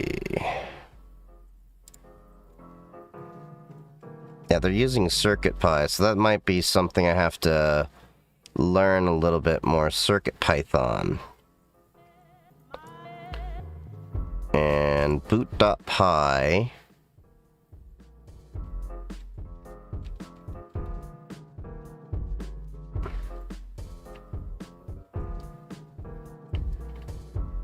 Hold boot select while plugging in. Oh.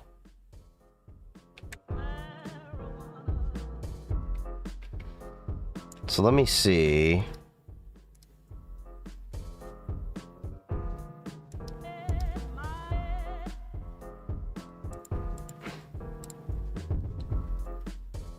I don't know why this is being so weird, the website. Whatever. Anyway, build guide, building it.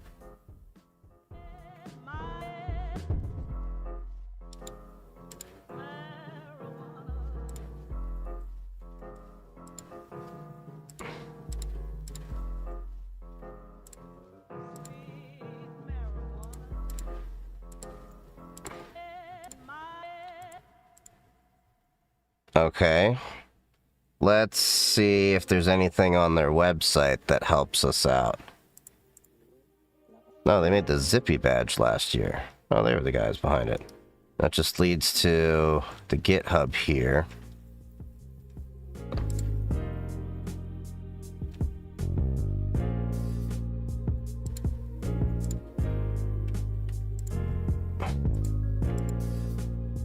Okay, yada yada yada.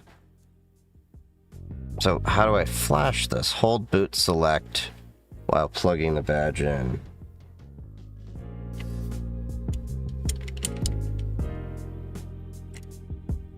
Oh, there's a tiny button there.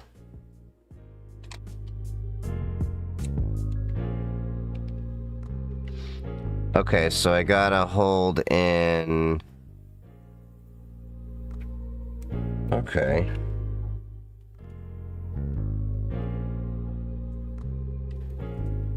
It's not going to be the easiest thing. Yeah, that might work.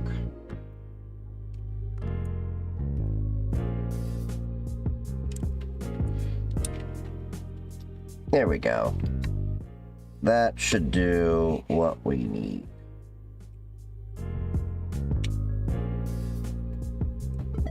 Hey! There we go. Now it shows up as a Raspberry Pi. Okay.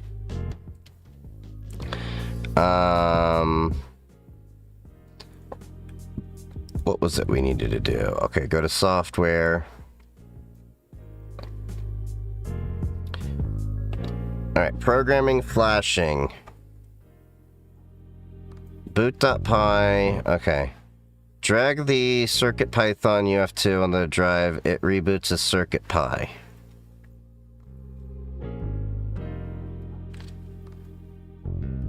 So where's... Okay, there's the UF2.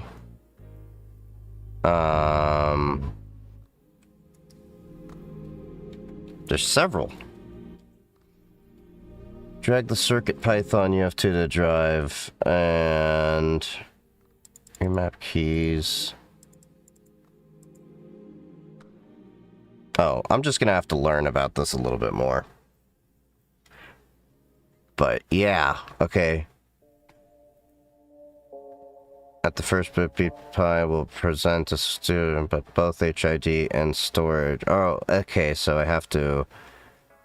They just had it, I think, lighting up originally. I'm trying to get QA. Could you help me get a job remotely? Is it even worth it? Remote jobs are very, very hard to come by.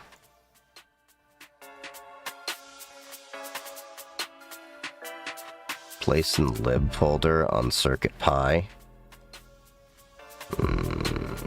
Okay, hold boot select while plugging in the RP2040. It mounts as RPi RP2. Drag the CircuitPython. You know, I'm just gonna clone all this.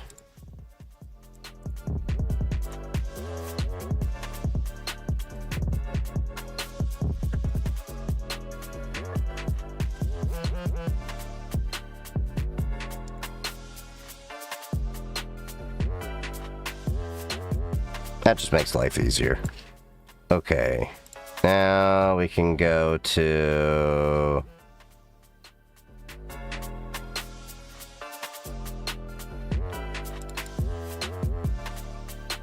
And what the hell was this called? MK9 badge. So... MK9 badge. Okay, we have the UF2 files. It's got a Pico tool in there. Badge firmware.uf2. But if I go in here... So I think it already has this firmware in there. Oh, okay.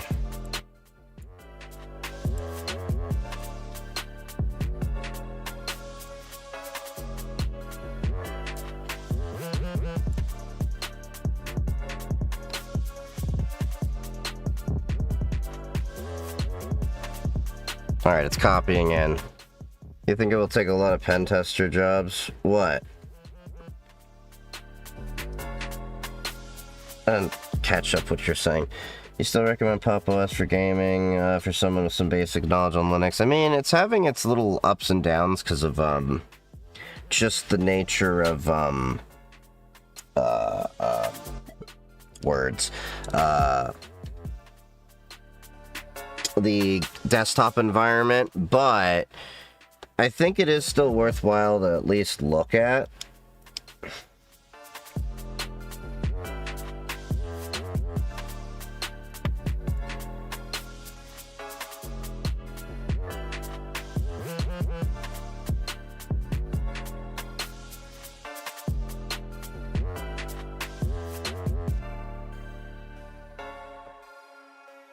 Some of these pins got bent. No problem. At least they're not CPU. Do you think AI will take a lot of pen tester jobs? I think we're gonna see an augmentation of maybe what pen testing jobs and such look like, but I don't necessarily think that it will be replacing a lot of people.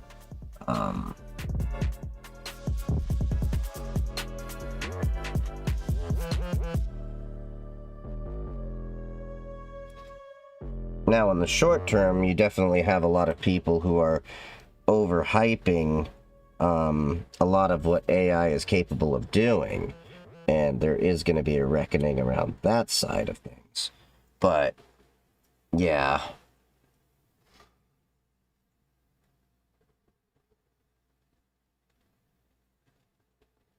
Because the thing is, as good as AI is capable of things, original thought it's not really that great at. Anything it does, it's done based on information that's been given. But it's hard for it itself to actually create new information.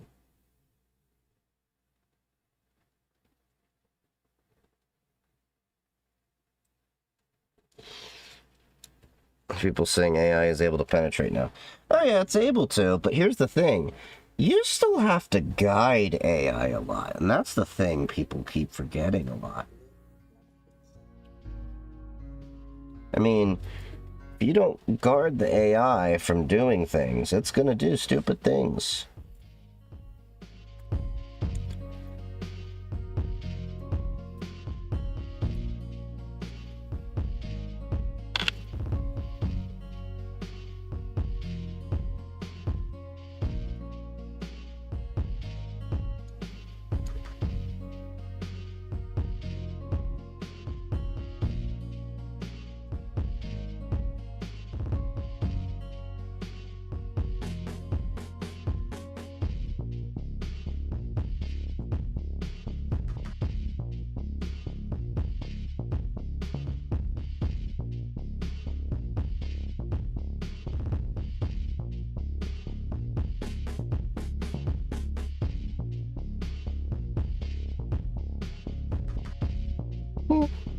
Not the best solder job, but she'll do.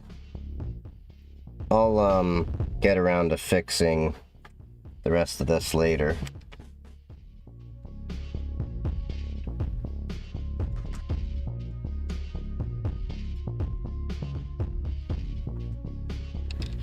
But we at least have a keyboard. I'll have to figure out how this keyboard works. It is responding to the key presses, but I gotta figure out what I can map it to and how. So, that's a fun little thing at least. We'll start using AI in a tool way more in the next 5 years, but they won't lose their jobs. I think some companies are gonna get stupid and try to like use AI to replace people as a cost savings. You're already seeing that. And they're gonna be regretting that in the near future, but I'm not too worried about things in the long term. In the short term, yeah, they're absolutely gonna be probably, but, yeah. Alright, so let's get this LoRa badge here. This is the reverse engineering conference badge that I just happened to meet one of the Proxmark guys. This is the LoRa component that we're going to be soldering on to the badge that they have here that already does mag spoof and NFC. So I'm wondering if you can use this to broadcast a credit card over a short distance. We shall see.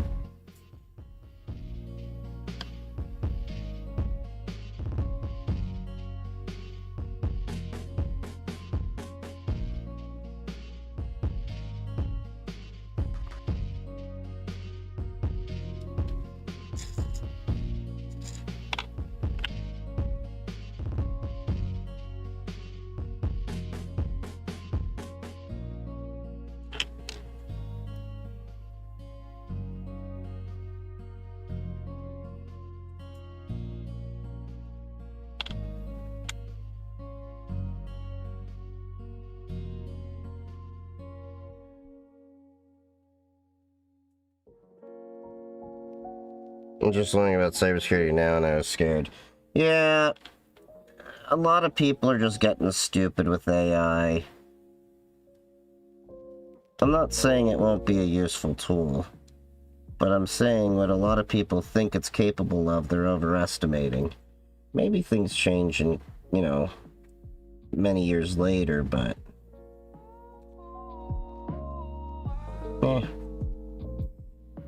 not a great solder job.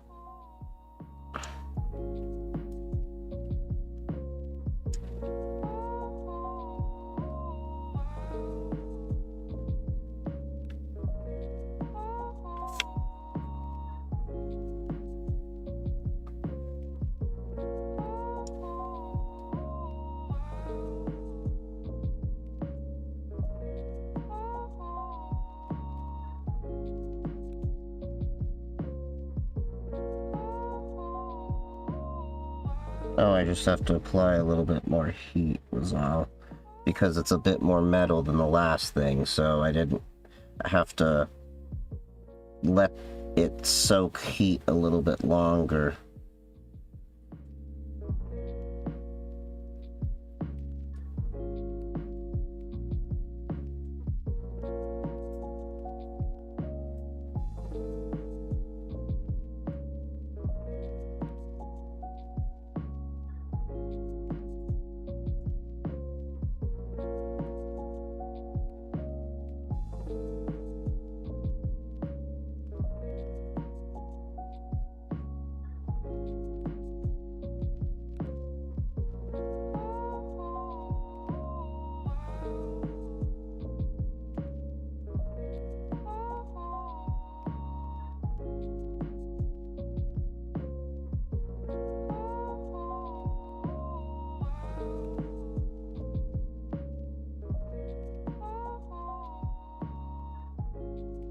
Trying to fix a couple of these joints.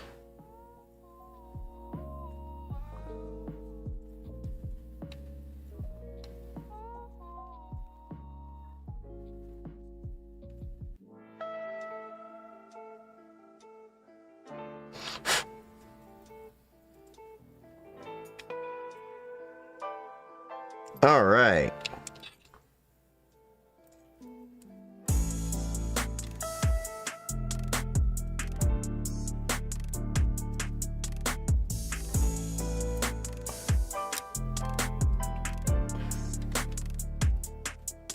So that is the LoRa badge soldered on to the base reverse engineering conference badge.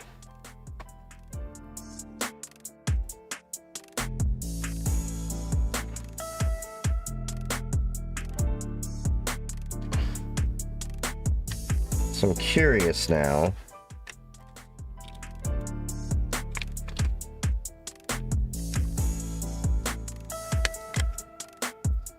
So it has mag spoof on there. And okay. Badge is turning on.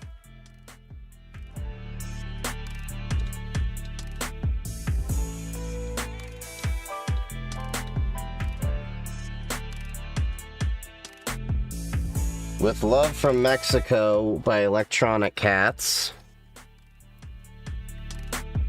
Okay. It's got apps in here?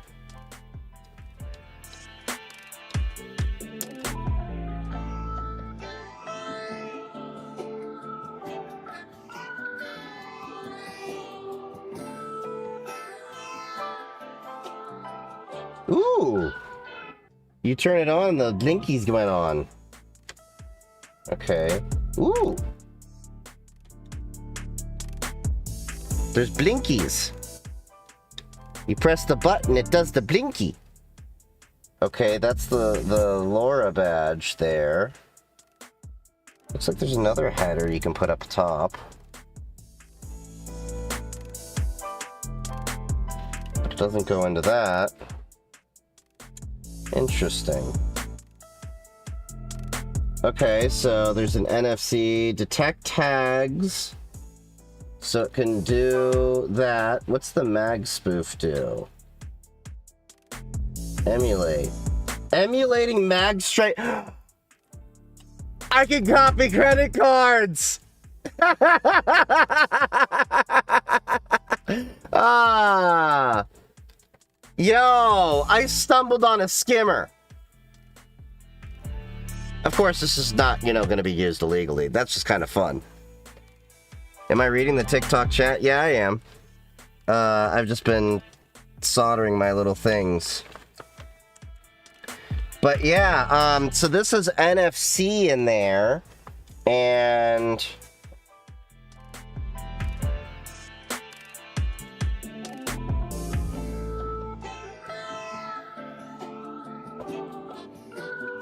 connect to a PC to update the track. I am so testing this the fuck out with my own credit cards.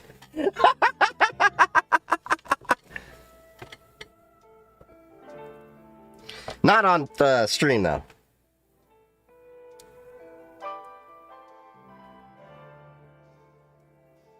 Okay, so this is an up and down arrow. That's a back. Okay, so we can read and write. We can detect readers.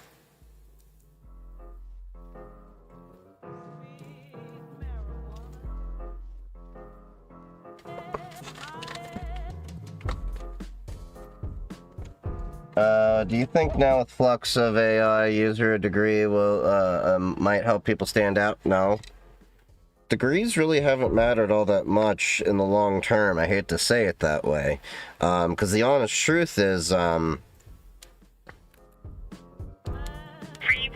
people want experience.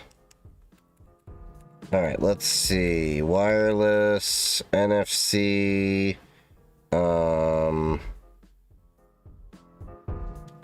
scanning.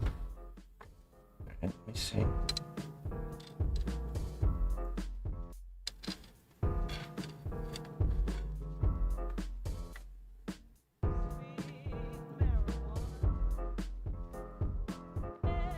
Wait a minute.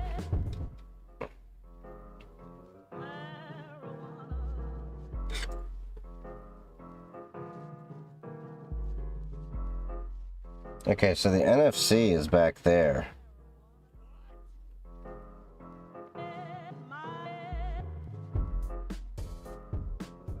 Card present.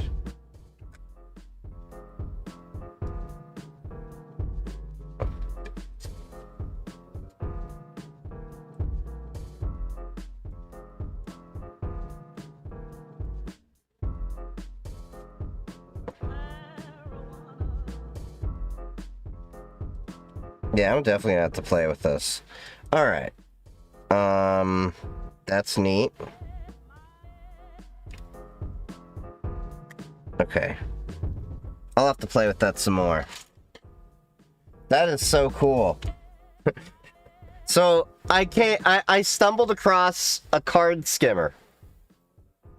It's a badge. For credit cards. In Magstripe. And all it cost me was buying the guy a beer. This is why I love going to cybersecurity conferences. You never know who you're going to end up talking to. And he gave me these two halves here. So it's got an NFC reader in here I'm going to have to play with, and a MagSafe spoof in here. So I can put credit cards and stuff and read off of it. And you can plug it into a computer. But what is this guy over here doing? It looks like it's just lighting. He told me it's the LoRa module, but I could be mistaken. But anyway, we soldered in the upgrade there. And now it just does all the blinkies.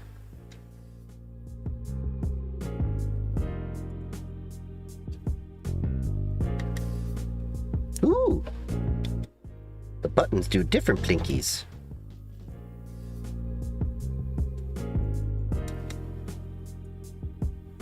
It always goes back to that one green one. I don't know, there must be something to this badge. I'm definitely gonna have to look this up a little bit more. But, yeah. Interesting badge. So that's two badges that we've at least assembled tonight. And,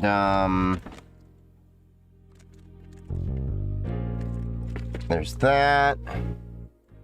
There's the Mao. And trying to see what's worth What else did I need to assemble?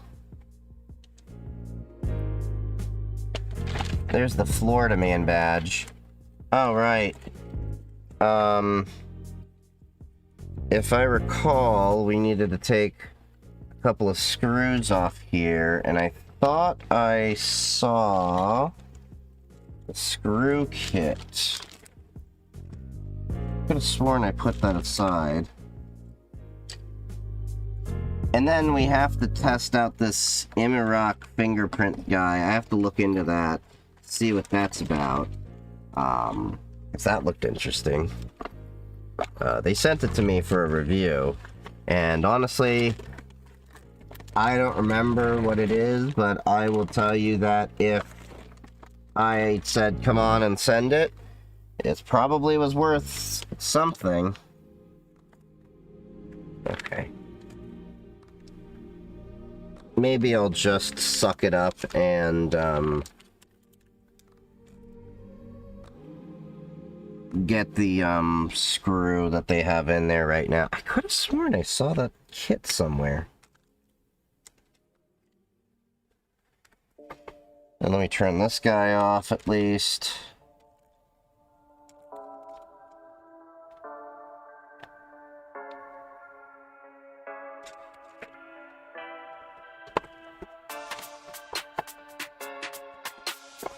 Oh. Was it? Oh yeah. Here it is. I knew I had it. The screws for the DEFCON badge. Oh yeah, this was the monorail badge. I picked this up. This one was rather delicate.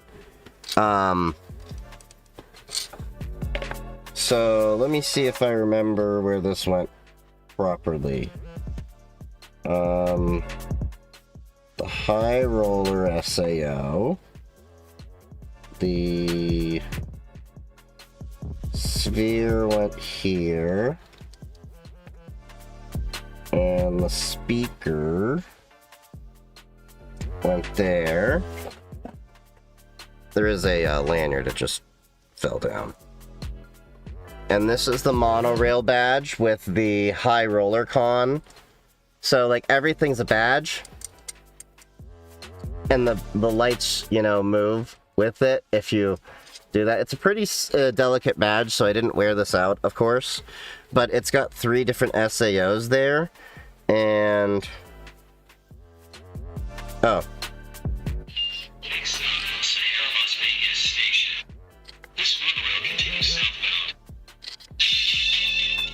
These are actual, like, noises that are on the monorail.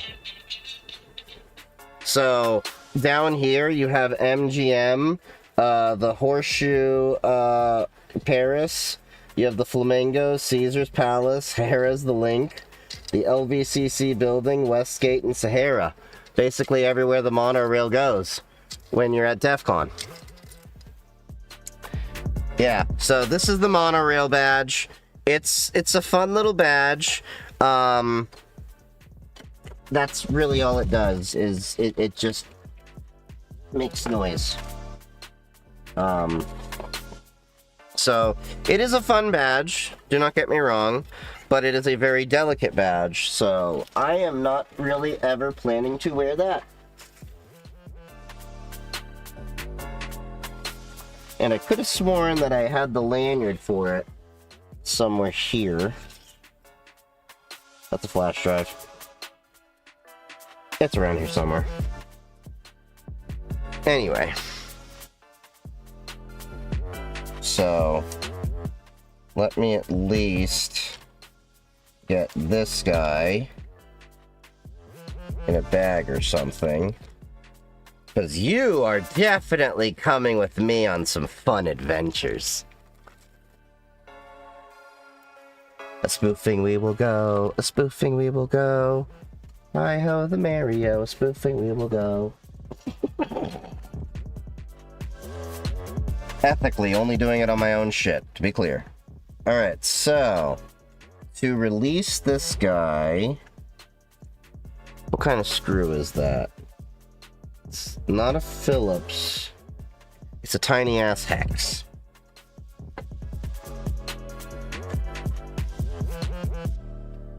Okay.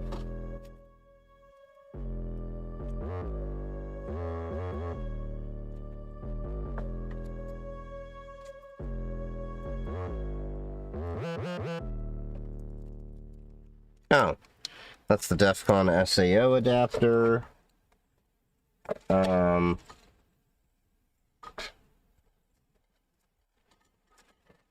God damn it, it's really gonna bother me if I don't find that lanyard. I know I just saw it fall, but anyway. Where did I put all my precision screwdrivers? Oh, here they are. That's what I was looking for. I need a Denver International Airport badge. You can make a Denver International Airport badge. I'm sure if you made it, people will actually want to buy it.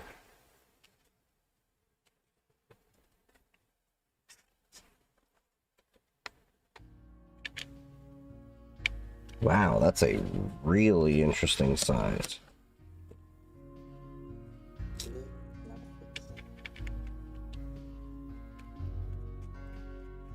That's a really interesting screwdriver size, if I may say so.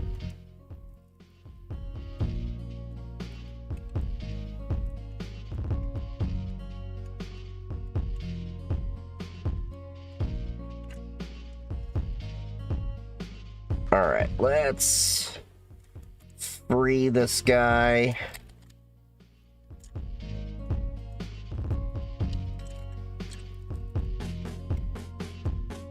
There we go.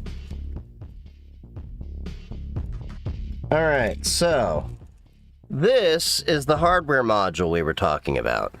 It's extremely light and fully auditable. Wow. That is really amazing.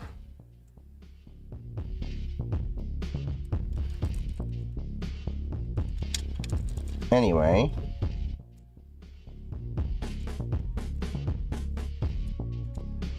So there's a little camera baked into this guy. It's not the greatest camera, of course, as you could imagine, but it's the camera.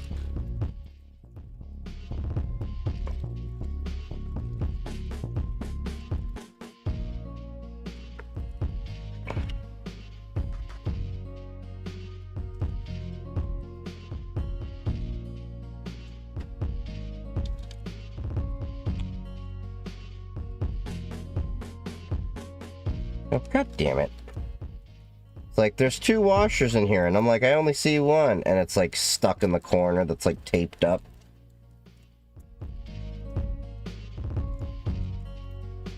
There we go.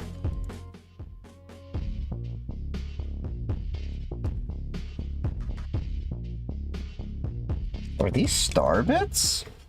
That might explain the slipping. Thought they were hex bits.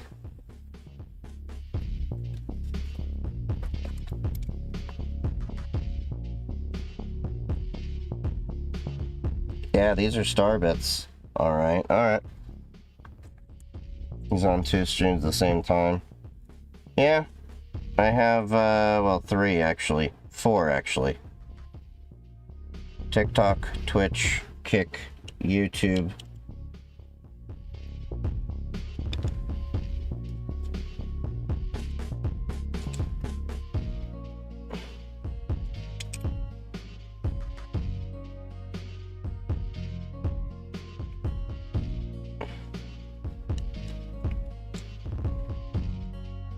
This is going to be really interesting. And then they give you a little rubber cover. Looks like to cover the I/O pins. So that right here is the entire security module now chilling in the lab. that DEFCON gives us. So now what I'm going to do is take this screw over here and this washer.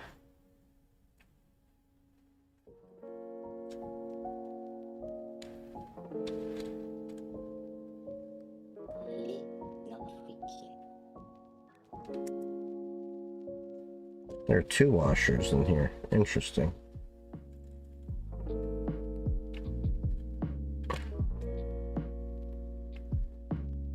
You know, I was kind of surprised this year. This is the first time we haven't had any drama with the badge or the badge design going bad that I know of, or really any issues.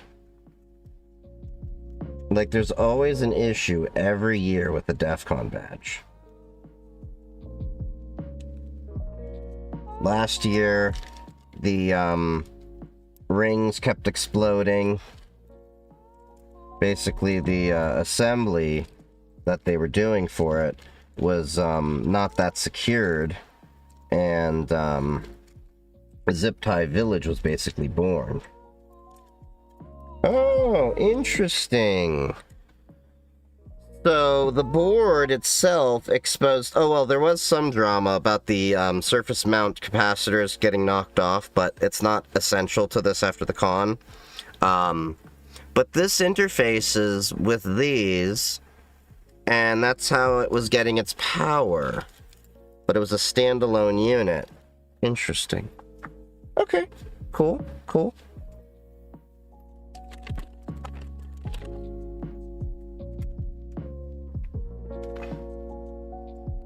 Oh, I think this is the monorail lanyard. Yeah, that I think is the monorail lanyard. Over 20 years in security, but I want to learn attack surface management, but... What's your butt? Trouble trying to find a way to start learning. Well, attack surface management is, well, really just looking at the entirety of your attack surface and learning how to mitigate that. I mean, it's basically just a buzzword for a platform that they've developed to do essentially what we've been basically building ourselves. There's many different ASMs out there. There's no one way to, like, say, this is the way. It's basically just applying cybersecurity principles. All right.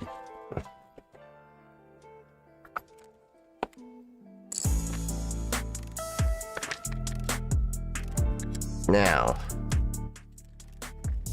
let's see if we can get this badge over here soldered. What is this going to entail?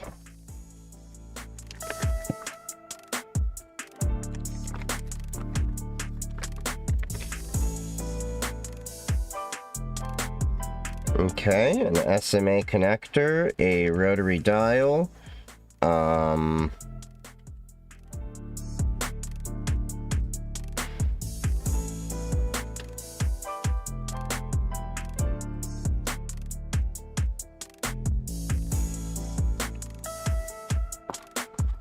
okay, so the SMA connector goes over there. Okay, that might be able to be doable.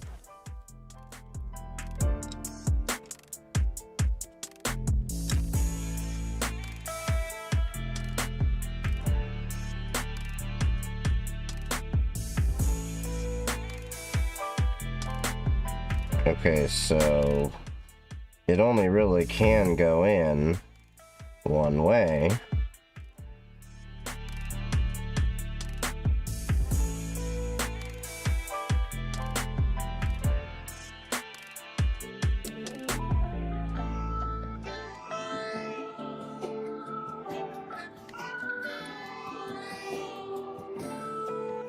Just trying to get these pins aligned. There we go.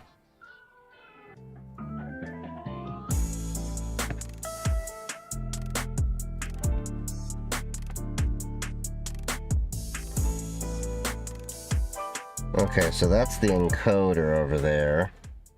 And then there's the amplifier over here. So I take it it's going to want to be on the front over here. Okay. Let's give this a quick solder job too.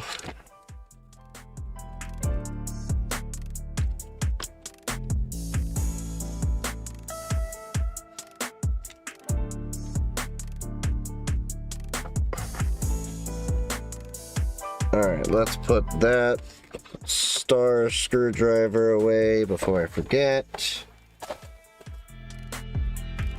What's your opinion? I want to get an IT. I have a bachelor's in business administration.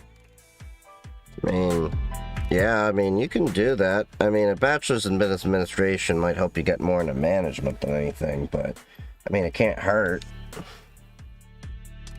And make our live mission. Oh, it's fine, dude. We're all busy. I did get to go to ShabbatCon, though. That was fun. That was at DEFCON.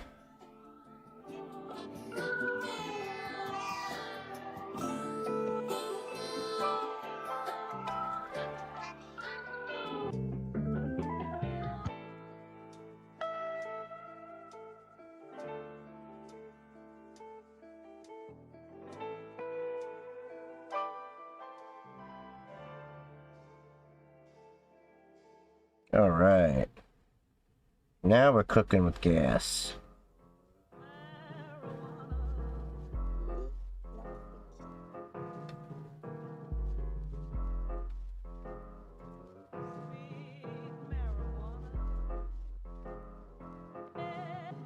That one needs a lot of solder. It's a bigger joint.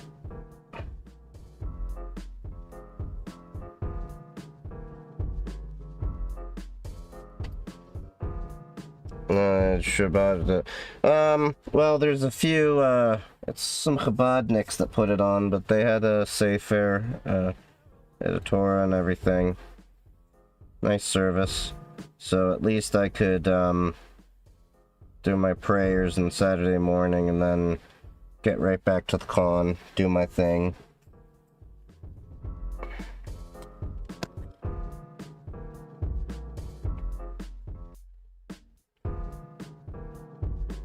Again, not the most amazing job, but it will do.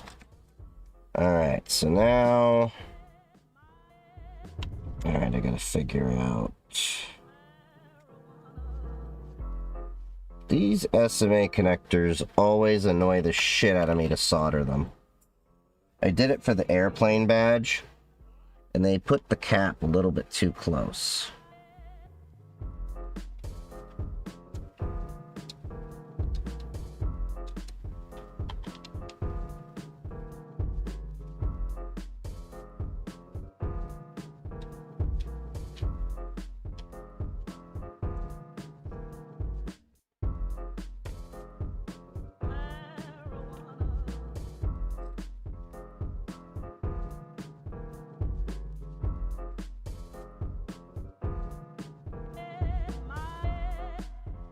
Yeah, there were a few going around from Chabad. It's a nice vibe.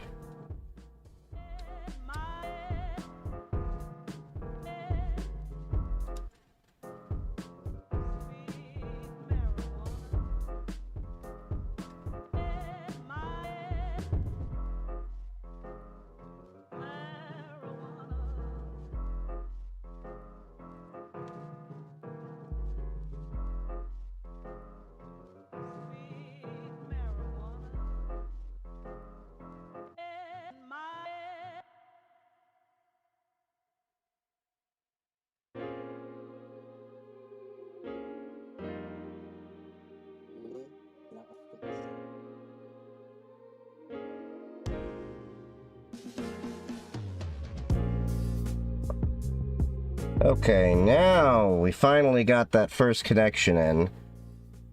The first one's always the biggest bitch on these connectors. I'll show you when I'm done.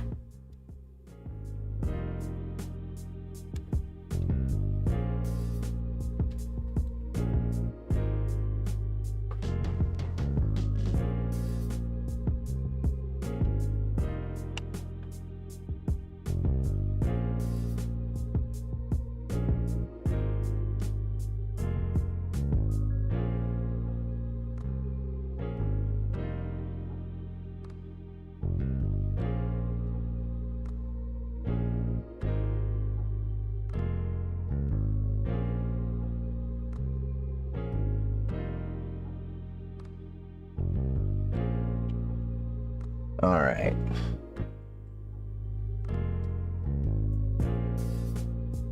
Are you using a pencil? Yeah, I'm using a pencil.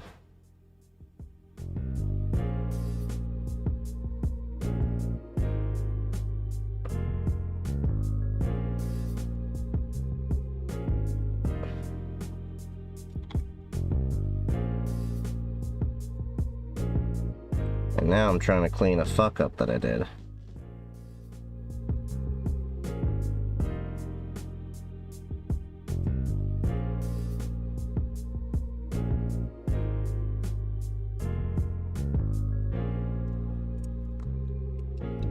Let's get some desolder wick.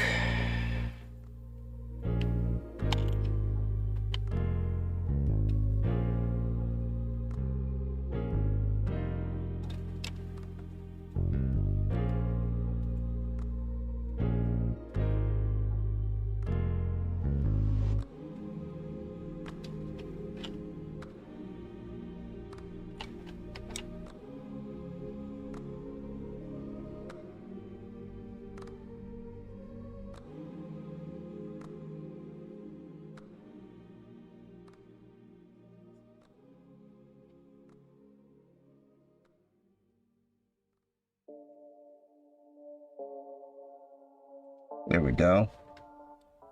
Lit it enough.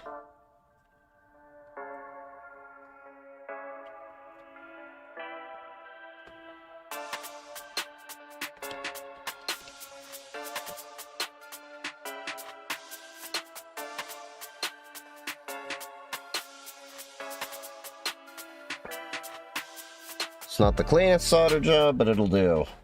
Alright, now to get these last two. And hopefully this little radio will work.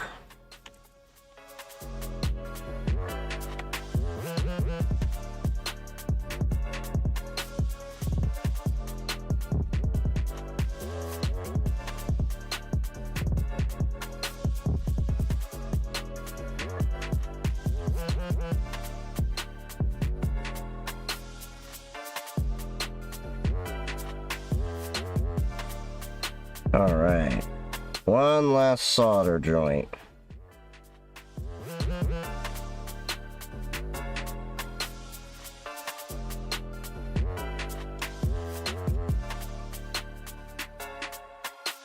Kinda shitty, but it'll work.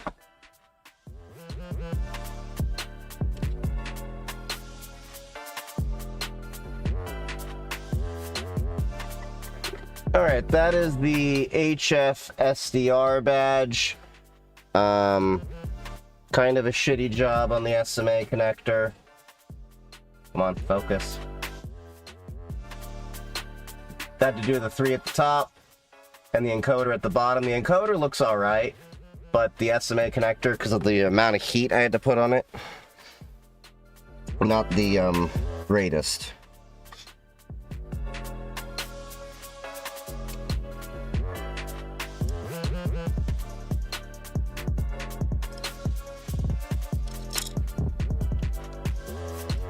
What avenue would you say is the best to explore in the IT industry that's not oversaturated?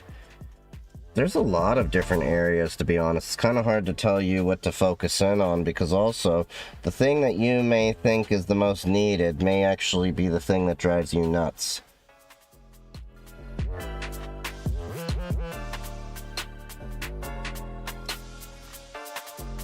Okay. It's powered on.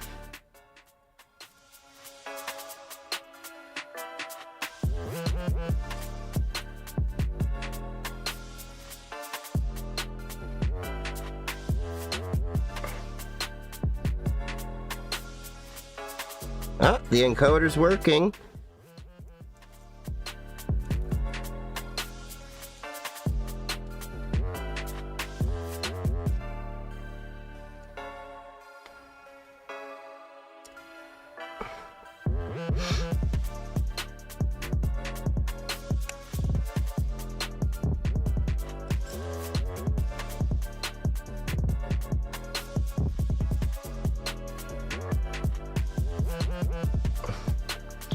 Damn, that's a long antenna.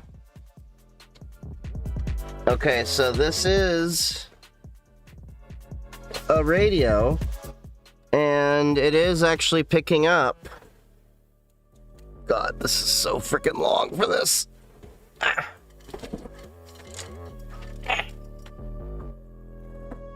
I am kind of holding on here because it's kind of a delicate badge. But this is a software-defined radio. And as you can see, it is picking up a signal.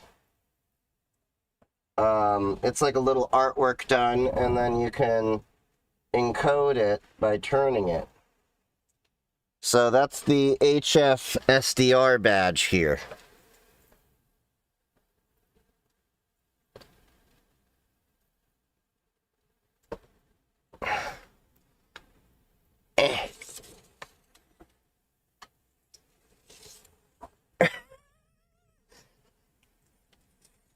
I had very limited hands. I had to be clever about that. Oh, it's got a headphone jack. Okay, that's where the audio goes. So I'll need to find some headphones and test this out later. Okay. All right, all right, all right, all right. That's cool. Cool, cool, ka-choo.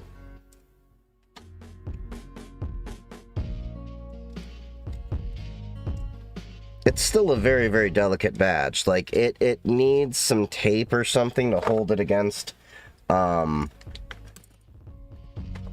screen. Actually, you know what? I may have some...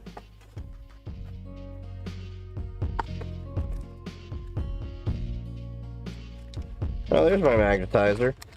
Good to know. Wondering where that was. That's a spare cell modem. Those are spare cell antennas. I could have sworn I had some, like, iPod, double-sided, thin tape that would be perfect for this for repair. Still haven't cleaned out all the pieces and parts that I had from fixing iPods.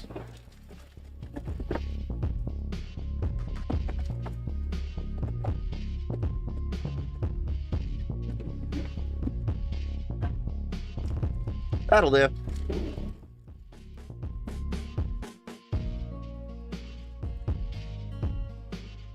It's a little thicker than I need, but it'll work just fine. That's what she said.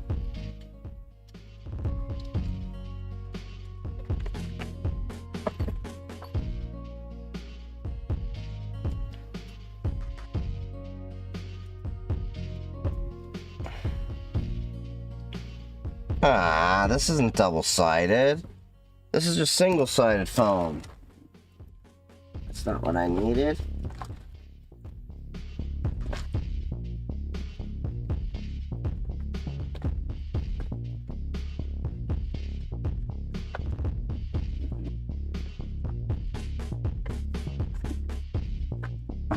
I know I have that double-sided tape from somewhere.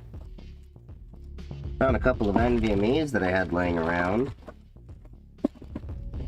Thermal paste, PCB backing, everything but what I actually freaking need.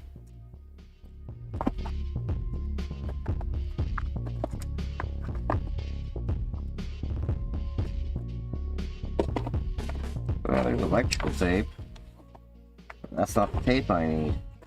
Oh well. Not the end of the world. I'll find it later.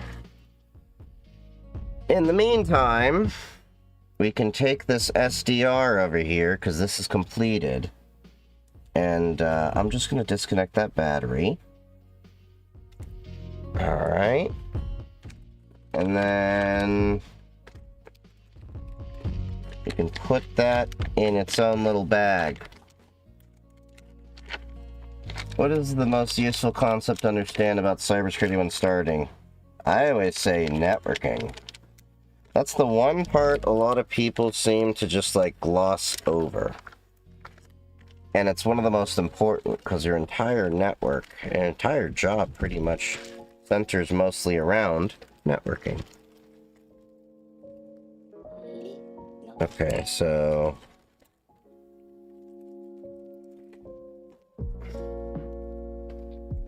Alright, that's one. We built 1, 2. So we built this badge. We built the SDR badge for high frequency, so it's an FM radio. I'm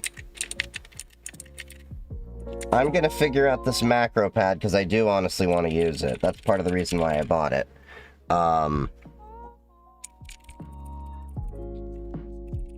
It's nice and clicky too. We got the hardware security token out. So let's take a look at this guy. This is the story of a girl who cried a river and drowned the whole world. No, I'm kidding. This is the Mini-No.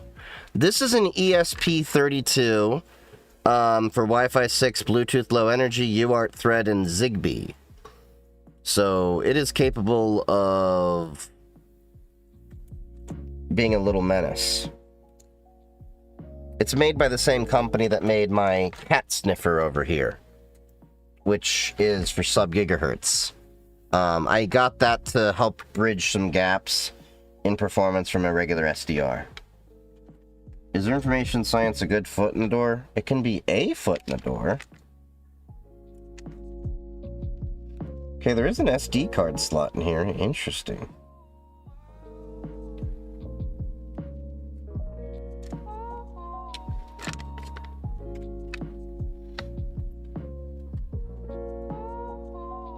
Okay, I don't know which antenna goes where. So, let's look this up. The Mini-No.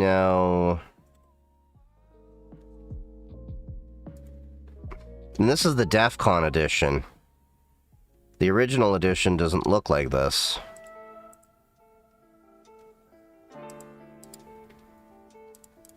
Okay, so it can actually capture PCAPs and micro SD, PyCat Sniffer and Cat Sniffer, and it's compatible with Wireshark.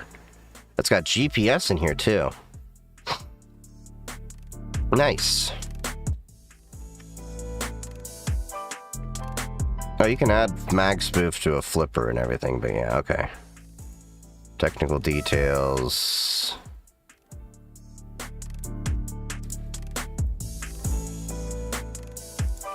Alright, let's go to the wiki. Alright.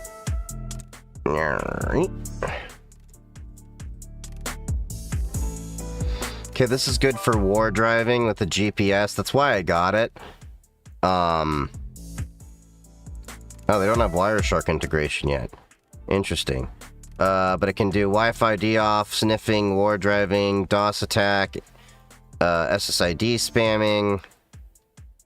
This can do a lot of fun things. Anyway, what I need to know is where the antennas go.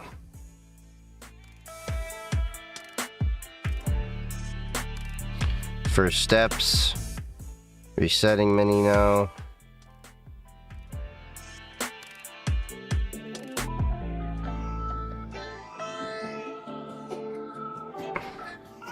Well, which antenna goes where? That's the big question I have.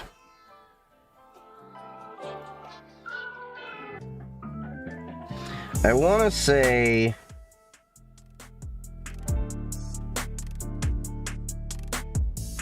the GNSS antenna is going to go here.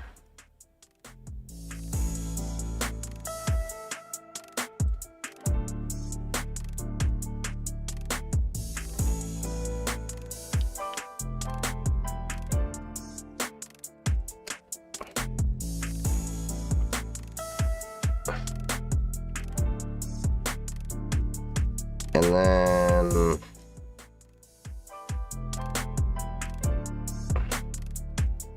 okay. So now let me take some batteries. I'll take it from the Recon badge because it has the same amount of batteries we're gonna need. And not all of these came with batteries.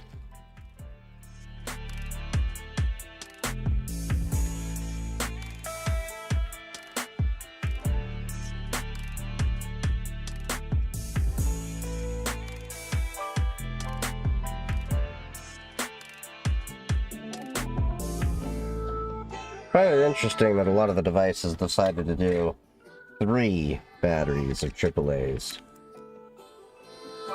I guess it's just a simple package to get 4.5 volts. Alright.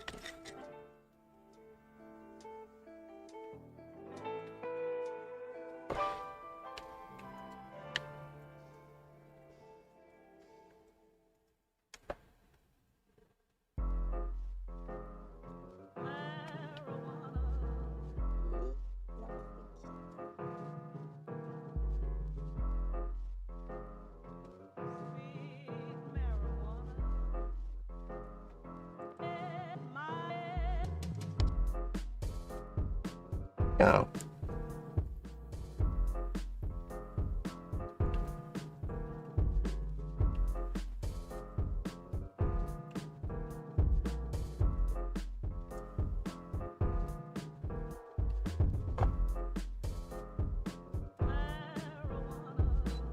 Oh, there we go.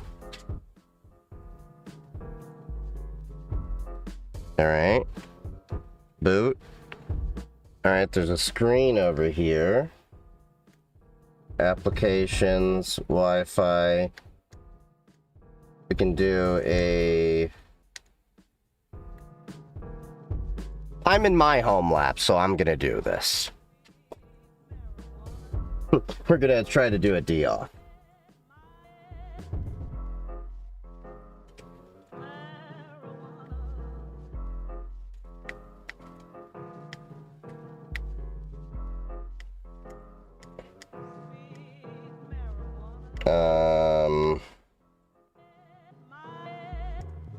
I'll take the one that actually...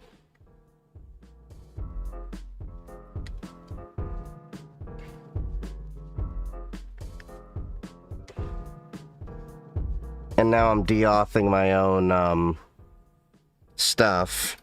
So let's do a quick check. Remember, this is on my network. I'm only touching my networks. I have permission to mess up my own stuff. So, we're gonna use the Clipboy to see if we can do some DEOF detection that's going on right now. Delta Wi-Fi who?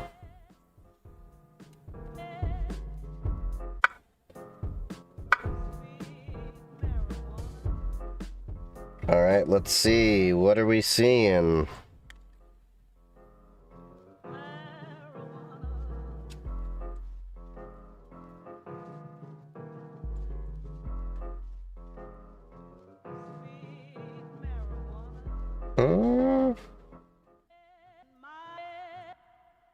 Wait, is it only woken at 1, 6, and 11? That might be why. So it's probably going to need to look through all 14 channels that are available. I also don't know if this is doing 5 gigahertz and the other one can't see it.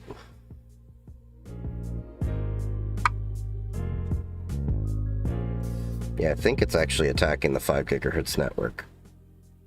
So this isn't going to see it.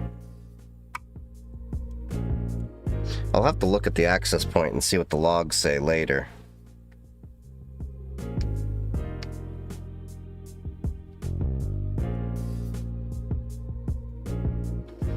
But yeah, this is actually a nice little device here. Let's see, we can do an analyzer. The screen is not the best.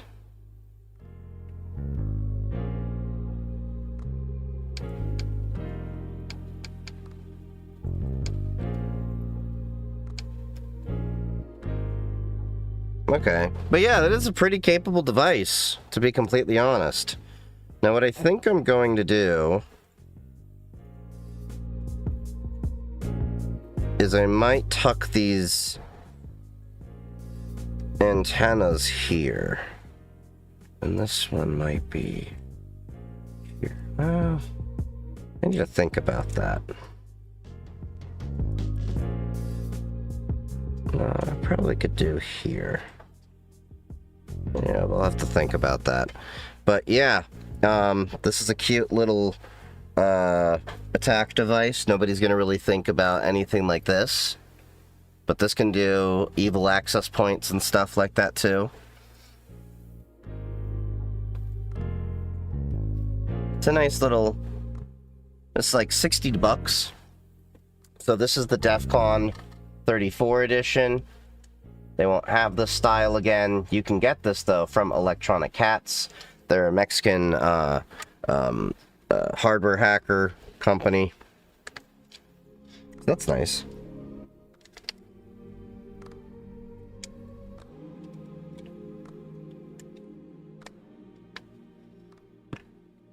Alright, so we've got the Recon badge we've assembled, the macro keypad, which I still need to figure out, and we're going to...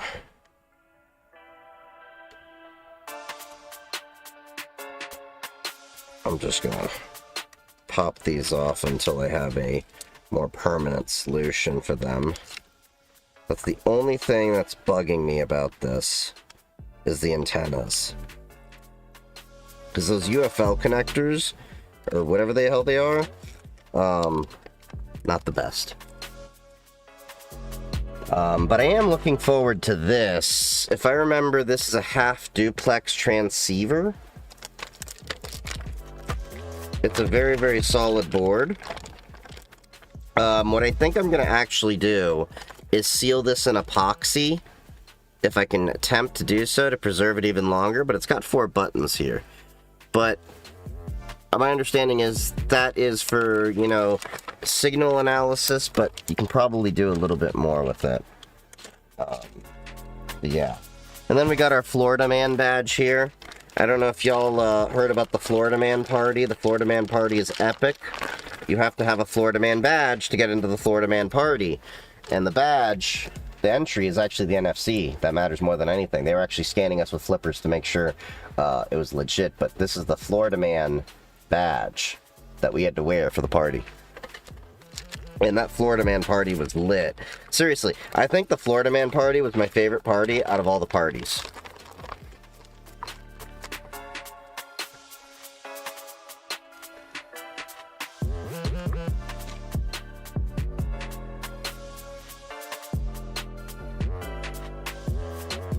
All right.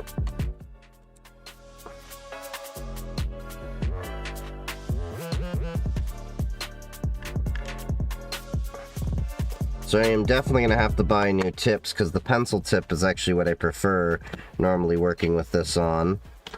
And then get the little solder wick here. That gets to be bunched up over there. And then we're going to pull the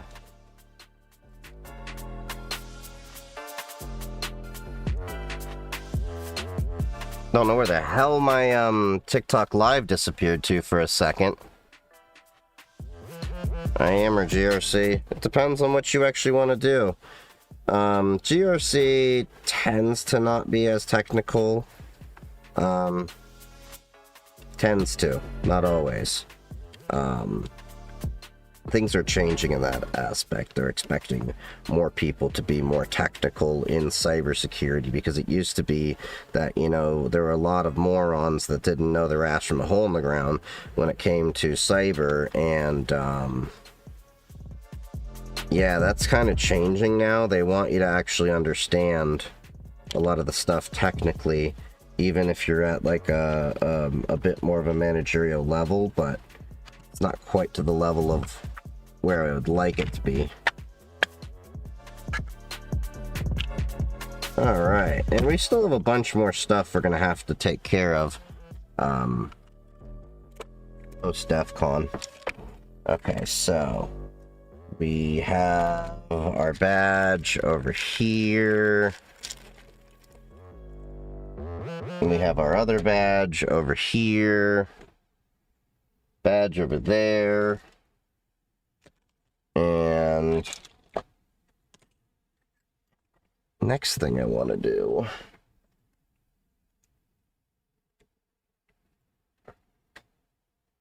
I'm curious.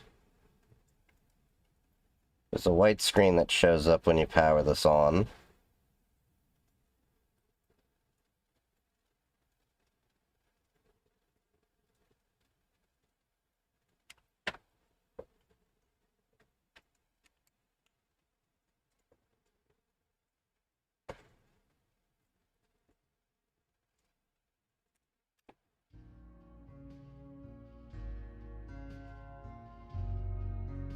Something went burned. I hope that wasn't the magic blue smoke.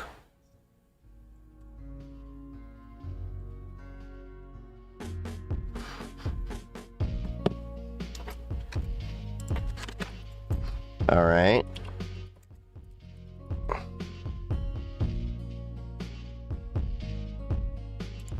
Okay, let's see. The bow chip.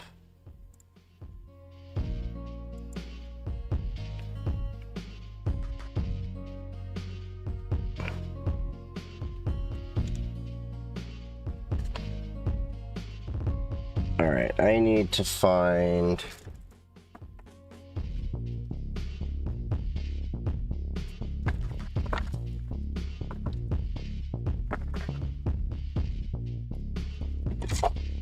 That should do.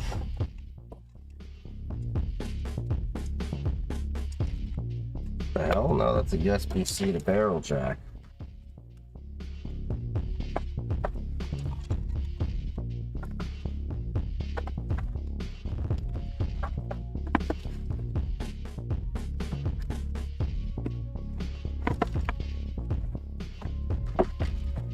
Here. We'll just do it this way.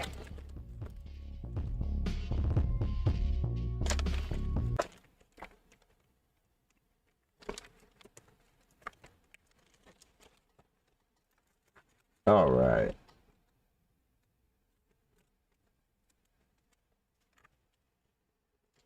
Wait, where did my music go? Oh. I was like, where the hell did that go?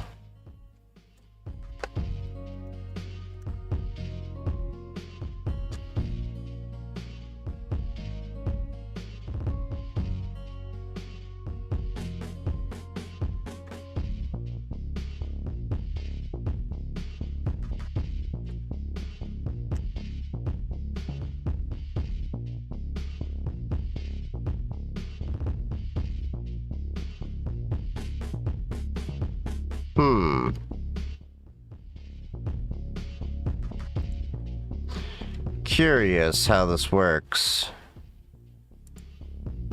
Oh.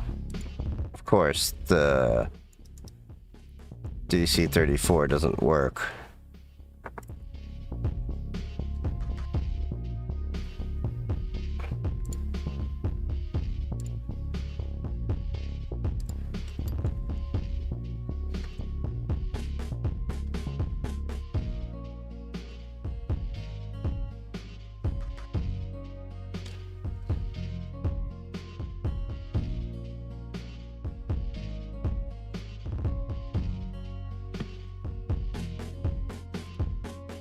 Okay, let me see. Bow chip QR.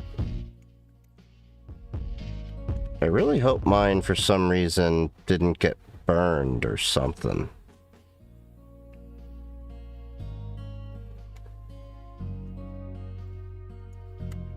Because I smelled it like burn for a sec. Worst case, I have Yitz's badge. Where is the bow chip gonna be sold?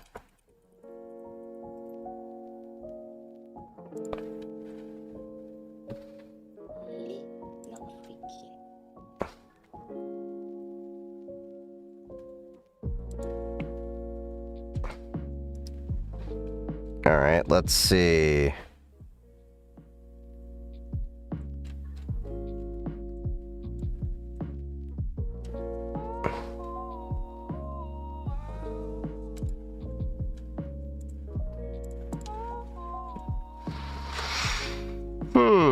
I'm gonna have to figure this out. It seems like it's I don't know, is mine burned or broken or something?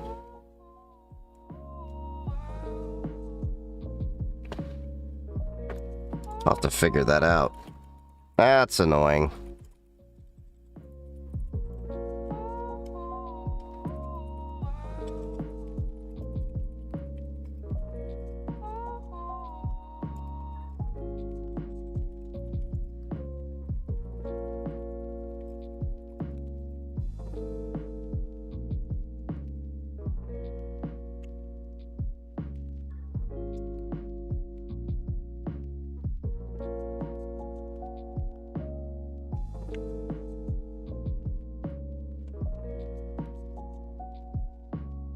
Alright, let's see.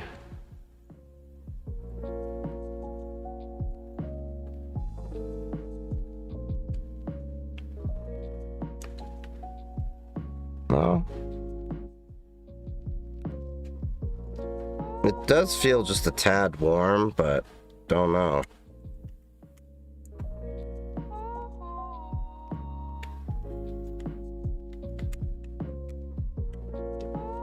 Alright, let's see. Sudo d message.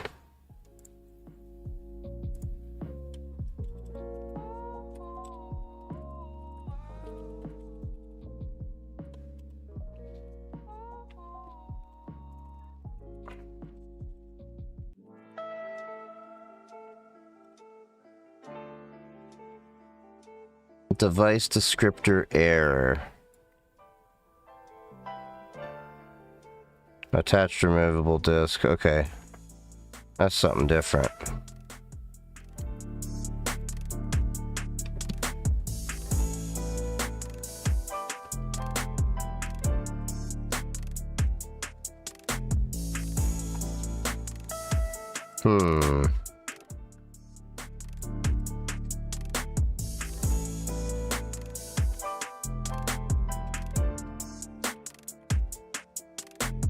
LS USB.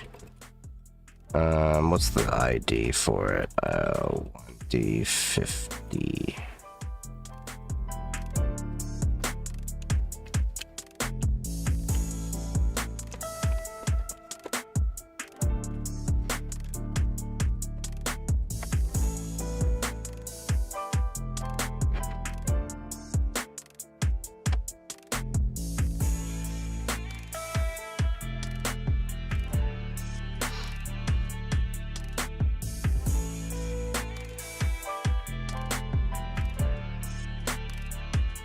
Wow, that got really warm.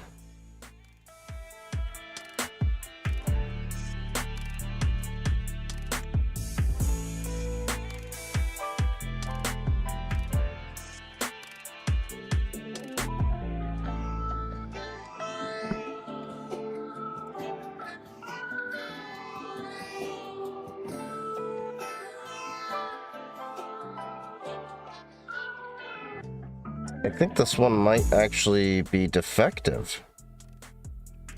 That's annoying as shit.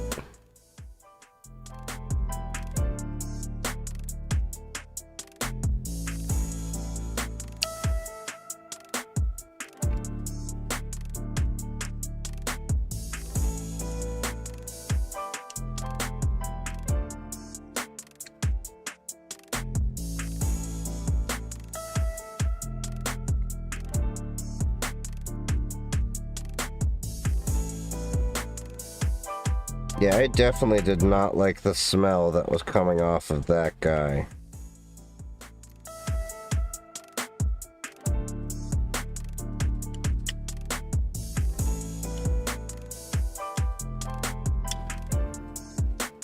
I wonder.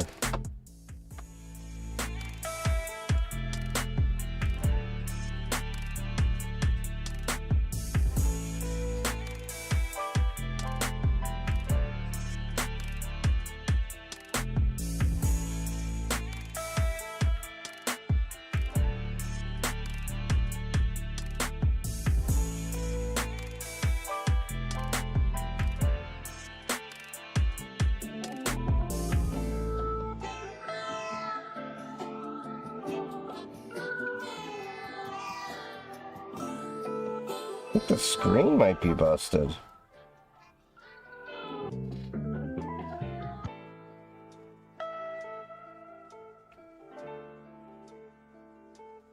Yeah, like it's trying to do something there.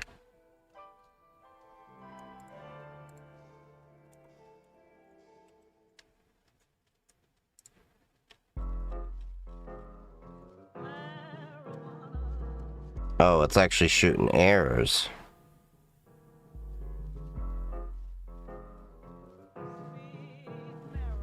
Okay. That's not good.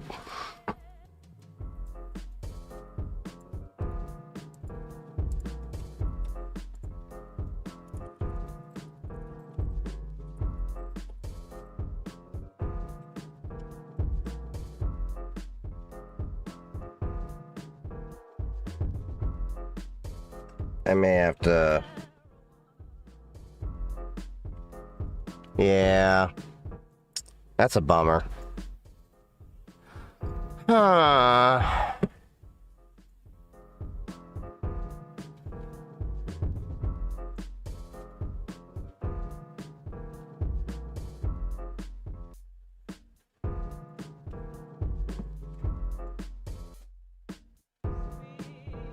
That's annoying as shit. Well, at least I got another one in the house.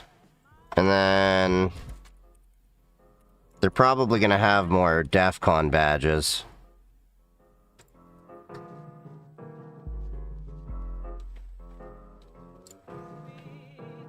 Yeah, they still have the DC-32 badges, so I wouldn't be surprised if they're gonna have some DC-34 badges up soon. But in the meantime, I can grab Yitz's, because I know he's never gonna use the, security chip part.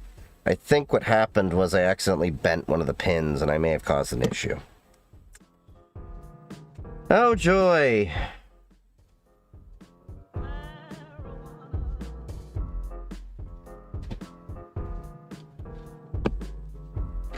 Fun. That Epic Games is trying to bring the Epic's Game Store. What do you mean? Okay, well, anyway, we at least had some progress with a bunch of the other badges. I'm gonna have to figure out the situation with this. I have a feeling it's just I need to get a replacement. I'll ask some of my goon buddies as well.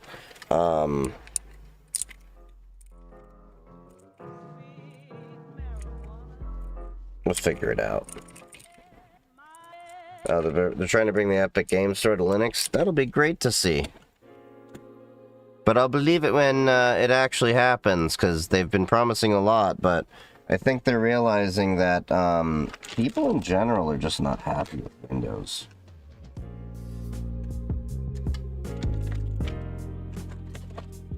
Is that pretty much it for all the things? I mean, I know we have to solder this guy, but this guy's gonna take a while.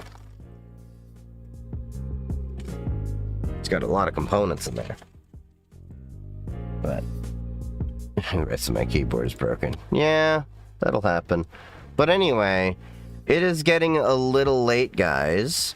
We did at least accomplish the few things that I wanted to do for the most part. I mean, I still have to fix this little fuck up here, but that's not important because at least I have the badge done. I need to figure out what's going on with this guy, so I'll talk to, I'll see about the other badge that's in this house and getting that. Have you played with the Tipsy badge? Not yet. I have it here. It's here. And then we got the HF SDR badge. I'm not gonna go as crazy on badges next year. We got this badge over here. We're done. The Recon badge. Which is... the Recon badge, I think, is the badge that has the coolest story out of everything I've done. But, the Clip Boy is one of my favorite badges overall. And then... oh yeah, we still got this guy to solder together. This is the EMF detector badge. So, I guess that'll be a project for next time. As well as playing with the DC 614 badge. But yeah, so thank you all for joining me. If you haven't already, make sure to follow me on all of my socials. The links are in the bio if you don't see them in chat. Stick around for the raid if you're over on Twitch. The next stream that is scheduled should be on Wednesday, and we're just going through all the DEFCON shit, so we have a bunch of stuff to go through, and then we'll be back to doing our regular review on stream stuff and everything. But love you all, stay safe, and happy hacking. Make sure to join the Discord, the Matrix, follow me on Mastodon, Blue Sky, YouTube, Twitch, Kick, everywhere, and TikTok, and Instagram. So, yep, I will see you Wednesday. Happy hacking.